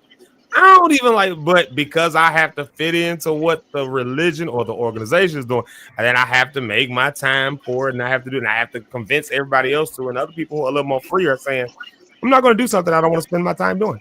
I'm not going to give into something I don't want to spend my time giving into. I don't care what you say. I'm going to make a choice. If I gave an example earlier, if I don't like horror movies, I'm not spending my time or my money going to watch a horror movie. Amen. So you called this church service. Wonderful, good. I don't feel like spending my time doing that. So you know what I'm not going to do? I'm not coming. Like it's just, but then what you gonna do? You're gonna get somebody gonna get. How come you weren't there? How come you didn't? Because I didn't want to. And people are being a lot more vocal about and when you start getting that too much, then they say, well, fine, I just ain't got no reason to come no more at all. Because now I got to argue with you about me doing what I want to do, or because and then here's another nuance that's there. The way culture has shifted, like because now people have to work multiple jobs, and because people got a lot of other things that are going on, they just don't got the same time they had once upon a time to even do all of this stuff. So now it's like, okay, I'm coming for one reason here, but if I got to do so much to build up something that may not even be what people want anyways, it's not worth my time. It's not worth my effort. It's not worth my energy. Inflation done went up, but you need my giving to go up. And I get it. It's a catch-22 because inflation didn't just go up for your household. It went up for your church house too. So they need more money, but your house needs more money. And you ain't got but so much coming in. Like, you know, and so if it's going to come, who's going to come from? It's going to come from the people that's in these pews. But the problem is the people in these pews don't look like the people that was in these pews 20 years ago. They on fixed incomes because the demographics went up in age. The average age of the church is higher than the average age of the United States of America. The demography of that is at the average age in the church. And I forget what the numbers are, but just to make that make sense, like I said earlier, if the average age of a United States citizen is 35, the average age of the church is like 55. So they're retiring. They on fixed incomes. They're not making it like that. And the numbers are dropping. So what does that mean? That means then that the $20,000 a week, maybe that you used to make, might turn into $4,000 a week. Like, well, that don't change expenses. That don't change the fact that inflation still went up. But gotcha. You know, it's like these catch-22s, but these are real things. And so, you know, that's why I say, and that's why I brought up that part of the conversation of, so how does a local church then cope with all of these nuances? I don't think there's a single just like, if you just do this, like, and I think that's a simplistic way of looking at things. And there's nothing in life that is ever quite that simplistic. If you just do this one thing, everything gets better. And there's a whole lot of people who just, if we just did this one thing, if we just preach Jesus, what's a lot of churches that just preach Jesus? And you know what? God. They also lost numbers. There's a lot of, if we just have more youth, if we just do more youth events, there's a lot of churches that tried that. And guess what? Because it's so nuanced, it's layers and layers, and these layers are different based on local congregations, local communities. If you had a church that I grew up in a place like Hopkins Park, which at that time was the poorest place, the second poorest place in the United States of America, I don't care how many people are coming through those doors of that church, I'm not going to raise the same amount of money as we could have 250 people sitting in church on Sunday, and our offering was going to be lower. And I'm talking people giving 10-20% of their income. If the 100% of the congregation gave 20% of their income, it still wouldn't match to 5% of a population of a 50-member church in Highland Park who gave only 5% of their income. It just wasn't going to match. It didn't. So like, even when you look at 10%, those numbers are not the same. It just don't work that way. There's so much nuance. And so that's why I say, if you're part of a local church, what are you doing to cope with just how the world moves? And this is every year churches should be asking themselves them questions. They should be looking at how things are how those things are doing, so that's the thing. And today, and you got to look at the demographics, because some of that nuance is, what are people actually looking for? What are people actually wanting to be connected with? Like you said, Doc, we're looking to see now how we can be more connected in our Bronzeville community. How can we, like, this is, I don't know, maybe this is an area that we just haven't been good at, but our people want to be more. So, okay, that's what a movement of the body is. All right, let's go that way. And then people get attached to that kind of stuff, but what people are no longer really being real excited about being a part of anymore is just coming to sit up, listen to somebody talk for 2 hours, and then tell me how to live my life, and then take my offering, and there's nothing else in my life to show for it. I believe that's in this generation, especially going forward, is being built up, but there's so many from the other generations that still wants that. They still needs that. They still desire that. And those are the ones that's still building up, that's still in our churches, that's making the numbers do what they're supposed to do in most churches that I see. But to speak to the next generation, the ones that's coming up, the ones that might be in that whole breaking down and deconstruction moment, it's not as large percent as a lot of the world make it seem. And I think where we have to come into now. You talking statistics here? You talking actual numbers here? Talking about real life, just what I see on a daily, what I hear on a daily, the pastors I talk to on a daily. So that's what I'm talking about. We can go mainstream into the world and see what the world says. I'm talking macro, So for me, I'm talking macro. I look at people that I actually touch and kind of see and be around. And the everyday thing that we're living on the ground level is a lot of people still wants that religion attachment. They still have not matured. I believe matured. My bad, Rhonda. They still have not matured to be the one that's on my own with God. No, they still relying on the church to provide everything. They still relying on this pastor to provide everything. And that membership, I think, is where we need to really focus on. And that's something I look into to help build up maturity so that you're not waiting so much on those type of things. What do you say to that? I'm just curious. So what the maturity is, the maturity level of people? Yeah, and the people that still need that religion fix.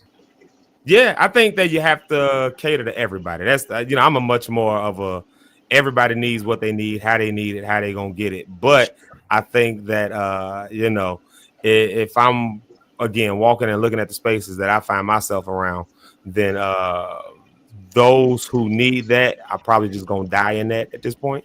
And I don't mean this in no disrespect to nobody, but when you look at the demographic and the age numbers and stuff like that, them people, you probably just gonna have to hospice them down through that. Like that. That's money, Doc. They support. They gonna be that, Doc.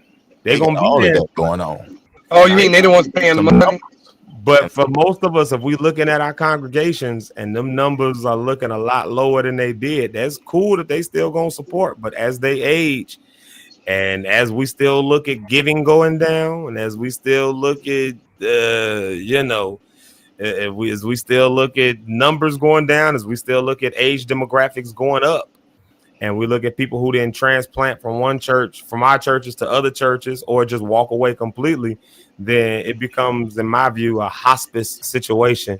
As people just keep me religious until I go on to see the Lord. And you know, you got to still cater to the hospice is still necessary, because that's as far as them people gonna go.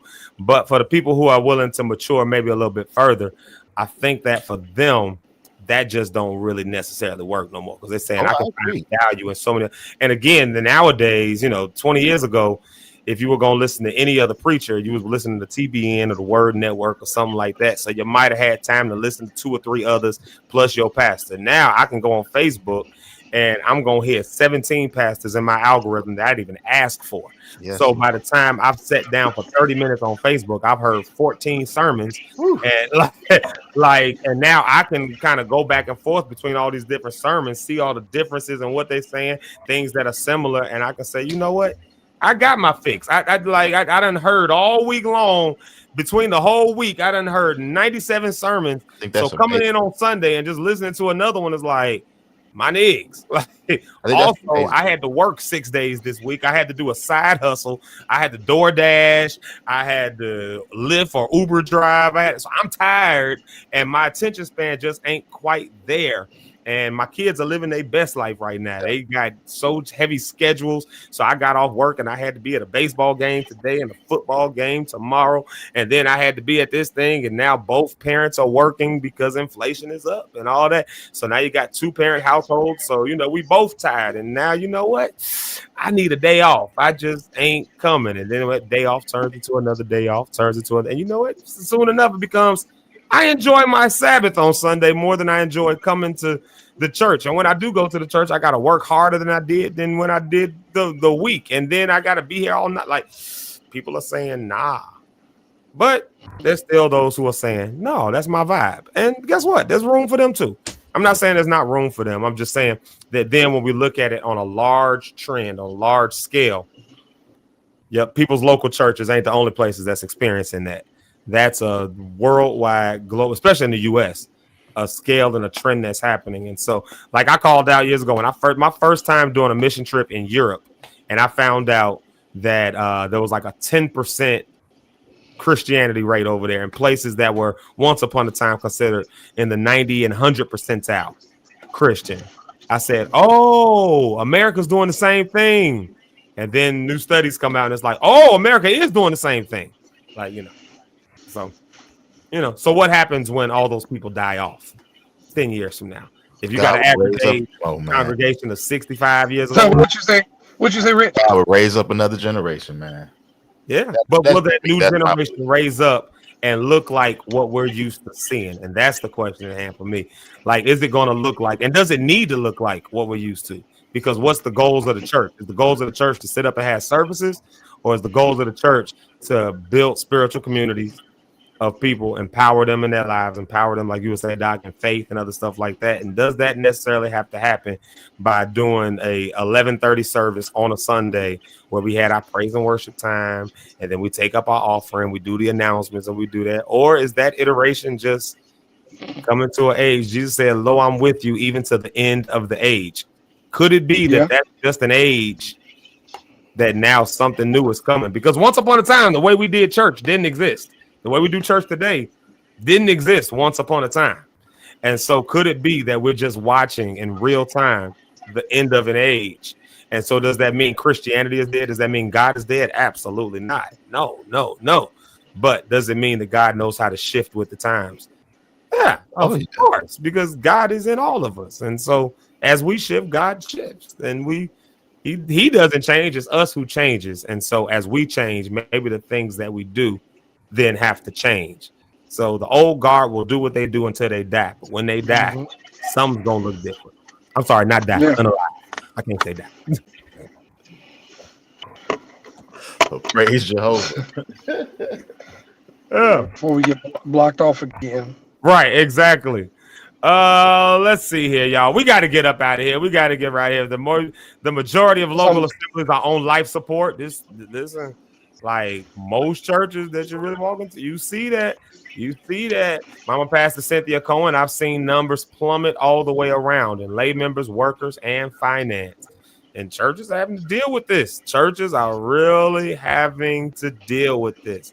And that's okay. The question is, are you just going to try to hang on to the old way as things are shifting? Just give me that old time religion. That's what they say. Give me that old time. It was good enough for my granddaddy. It's going to be good enough for me. Okay, take that right to these next 4 years until your church closes down. And that's what a lot of folks are experiencing. I'm sorry. I better start hearing from God. Y'all better I just laughed. It was open. Y'all better start hearing from him. I just laughed because you said the doors will be closed in 4 years. That was funny. No, I mean, this is true. This is true. Yeah, that's just funny. You can walk in some places and you can look at them. You can look at the demographics, and the first thing that goes through your mind, you can literally be like, "Yo, this place won't exist in 7 years." Like because especially most of the members are real old, alive in 7 years. And y'all don't got no new generation that's coming in. So, in fact, the generation you got is actively leaving. So y'all won't even be alive in 7 years. So it can't exist in 7 years. Like it just regroup. You got to regroup this business. This ain't good business. Hey, you know something else too? Huh? I know we gotta go, but something else too. I just noticed. I'm had to go. Yeah, we over. I've been seeing a rise all over the country in young people coming together at churches, at buildings, with almost like what Maverick City did, and with singing, and they got somebody that's teaching or something. It's like a whole movement happening all over the world. They started one now in Chicago. I see them coming together, like hundreds of young people, and they worshiping. They have somebody come up and give the word and teach a little bit, but not a whole preach a sermon and speak and praying and stuff. And it's like I'm seeing that's happening all over the country. So I'm wondering now, is that the way God is moving for this next generation? Not doing away with the churches, but could that be? You know what I mean? That new move. People with music like you doing, Zeke, and like Brandon, that got people all the world want to be anthem this and doing that, and having true moves of God where you got hundreds and hundreds of young people showing up and leaving changed out of having not just the music, but there's a spoken word given that fits where they are. So I'm thinking now, God, is that what you're doing? I think people want the same thing they've always wanted: connectivity and a connection with God. And connection with people. I think at the heart of it, that's all people ever wanted. And isn't it interesting that those are the two very things that Jesus said were the tenets of everything that the whole law and the prophets were rested on? Loving God with all your heart, mind, soul, and strength, and loving your neighbor as yourself. Two things people actually want are connection with the divine, connection with each other. And what they get is a whole bunch of other stuff. And I get it. It takes a bunch of stuff to make stuff work. I mean, any organization need a bunch of stuff to work. I mean, it takes that. I get it. But when that becomes the focus, and so now instead of me going to church to find connection, I'm going to church and I'm working harder than when I go to my actual job. And now when I go to church, instead of finding connection, I'm finding, a bunch of arguments and gangbangers. And I ain't talking about gangbangers who getting converted. I'm talking about gangbangers who ain't never been in the streets. That's my pastor. Don't you say nothing about my pastor. I get in, no, we this church, we did this. And they start finding out, they saying, oh, I don't really have connection to the divine because I got to filter through all of this. And I can't even have real connection with my neighbors because we got to argue about everything. So then they saying, well, the two things I'm looking for ain't what I'm finding. And so if I go to Walmart and I'm looking for, we lost Eric again. That's all right. We better get off here. But if I'm looking for some items at Walmart, I'm not just going to stay at Walmart if they ain't got it. I'm going to go to Target, or if Target ain't got it and I realize they don't sell that stuff no more, then I'm going to go figure out how to make it myself or find who does. I'm going to just be quiet and pray to God and have him lead me to where I would need to go. Whether it's a small church, whether it's a major church, that's what I'm going to do. That's responsibility of me. I'm going to make those decisions after I hear from God and I feel like this is the place I need to be. Lord, what are the gifts that I have to help this church grow? If this is where you believe God wants you to be. Now, if they say one thing wrong or they do something wrong, we get upset and leave. Okay, maybe this ain't what God wants you to be. Like the story Eric was talking about, the person got blind because they left. That's tough, right? But I've seen things like that happen. I've gone places in real life, got a real job that I thought was better because I made more money, and it was the worst financial decision I ever made in my life. but I was getting paid the most money I ever had. And I realized this just ain't for me. And then I went and started my own business and made 30% more than I ever had in my life. So I found out that's for me. So I think it's up to us to pray and see, God, where am I supposed to be at? Versus what Bronycat was saying, we thought being saved was just attending a church. We thought that was going to get us to heaven because we went to church every week. That ain't real. And now we have to understand we got to take on some of this. This ain't just, I'm going to blame this person, blame that person. No, look at yourself and decide, what am I doing in this world when it comes to my life, even in the community of church? Where do I land at? God, where am I missing in at? God, I know the church got this going on, but help me to find where I'm supposed to be and what am I supposed to do that I don't miss it, because I don't want to miss you.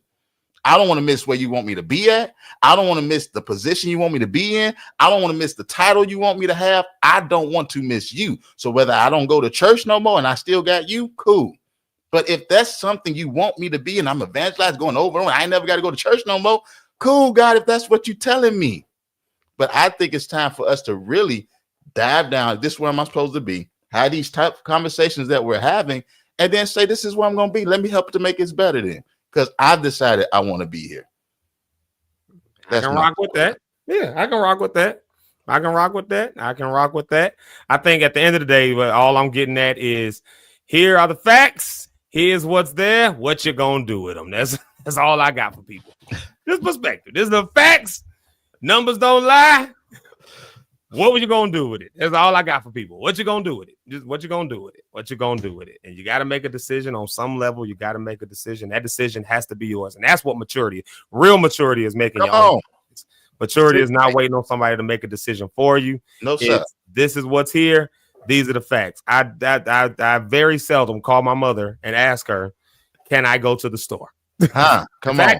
So seldom that I don't do it at all. I don't call my dad and be like, "Dad, is it okay if I go to no?" I feel like stepping out tonight. I'm going out tonight. I don't have to ask, because that's what maturity is. And yes, there are people who just will never mature, but for some people, they're going to mature and they're going to make their own decisions. And I hope that that's what the Lock Stars are. Yes. You're going to mature. You're going to make your own decisions. You understand the facts. If you want to be more involved, get more involved. Some people just ain't got time to be more involved. They just need a place where they can have sanctuary. That's fine too. You know what you need. You know what you're after. My thing is, go for that. Go for that. You know what it is. You know what it is. Filter all the other noises out and go for what you know you need. Yeah. We are severely over. I gotta go. God, so over. I gotta go. Next meeting. So over. It's okay. I'm doing a show. Let's round table up out of here. I'm looking at all these comments, my cousin. Yeah, it won't be enough money to maintain infrastructure. A lot of churches are already experiencing that. A lot of churches are experiencing that. I mean, a lot of churches are experiencing that. We saw those already. Oh, we think we saw this one. Yep, we saw that one. All right, cool. I think I addressed all the comments. There it goes. Boom. Heavy topic today, y'all. Heavy topic. At the end of the day, God is not your church, and your church is not God. And if you want to know where the house of the Lord is, go look in the mirror and come on. Boom, there's an argument to be made from Scripture that that's the house of the Lord. Do you not know that our body is the temple of the Holy Ghost? So if you really want to know what God is, just go look in the mirror. And so if you miss a Sunday, please miss a Sunday. Go to brunch. Fine. If you need a break, take a break. Do that. Like, don't be coerced into nothing. Don't quit letting people coerce you into stuff. And that might actually take some of the mental pressure off. And that's what I think is happening right now. A lot of that coercion is just dissipating in front of our eyes. And so, people are finding real connections, real communities. And I think that's where God is. If you gather 2 or 3, and that's where Jesus is in the midst, if you gathered in his name. And so I think people are finding that out. We finding more church service. Some of the best church I had was just sitting in somebody's basement having conversations. It's real. To the effect where I was like, I don't feel like getting up and going to church and going through all the hubbub and all this. I don't feel like none of that, because I had good church last night, sitting down, eating dinner, playing games, and I felt more connection. I told you yesterday, I talked to my cousin Tony right here, his cousin Jerry. I talked to him for an hour, and the conversation we had was more life transformational than You know, no knocks. I'm just not knocks. God knows you, man. He knows what's gonna hit you for real. Yeah, I think he knows all of us where we at. He hits us right where we at. Like I love it. I may not get everything I need from church, right? But I can go into a business meeting and get so much out of that.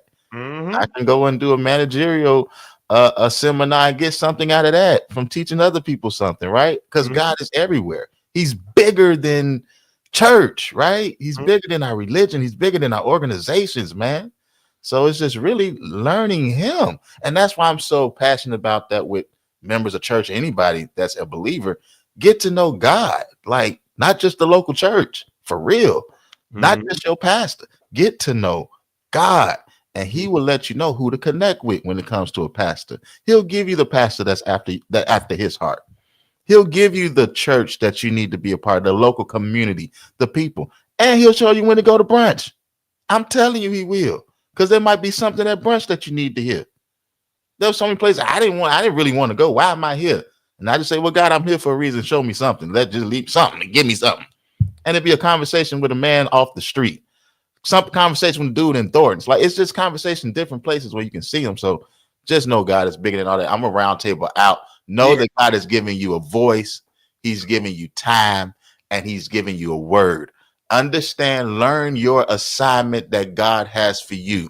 There's a reason why he put you on this earth to impact this world, whether it comes through your local church, where it comes through your local business, your local community, or just your family and your friends. Understand what he has for you. And if you understand that, gain knowledge in what the assignment God has given you, whether you're a doctor, a teacher, a preacher, a business owner, a stress test facilitator, I don't know, but whatever God has called you or placed you in, he put you there for a reason.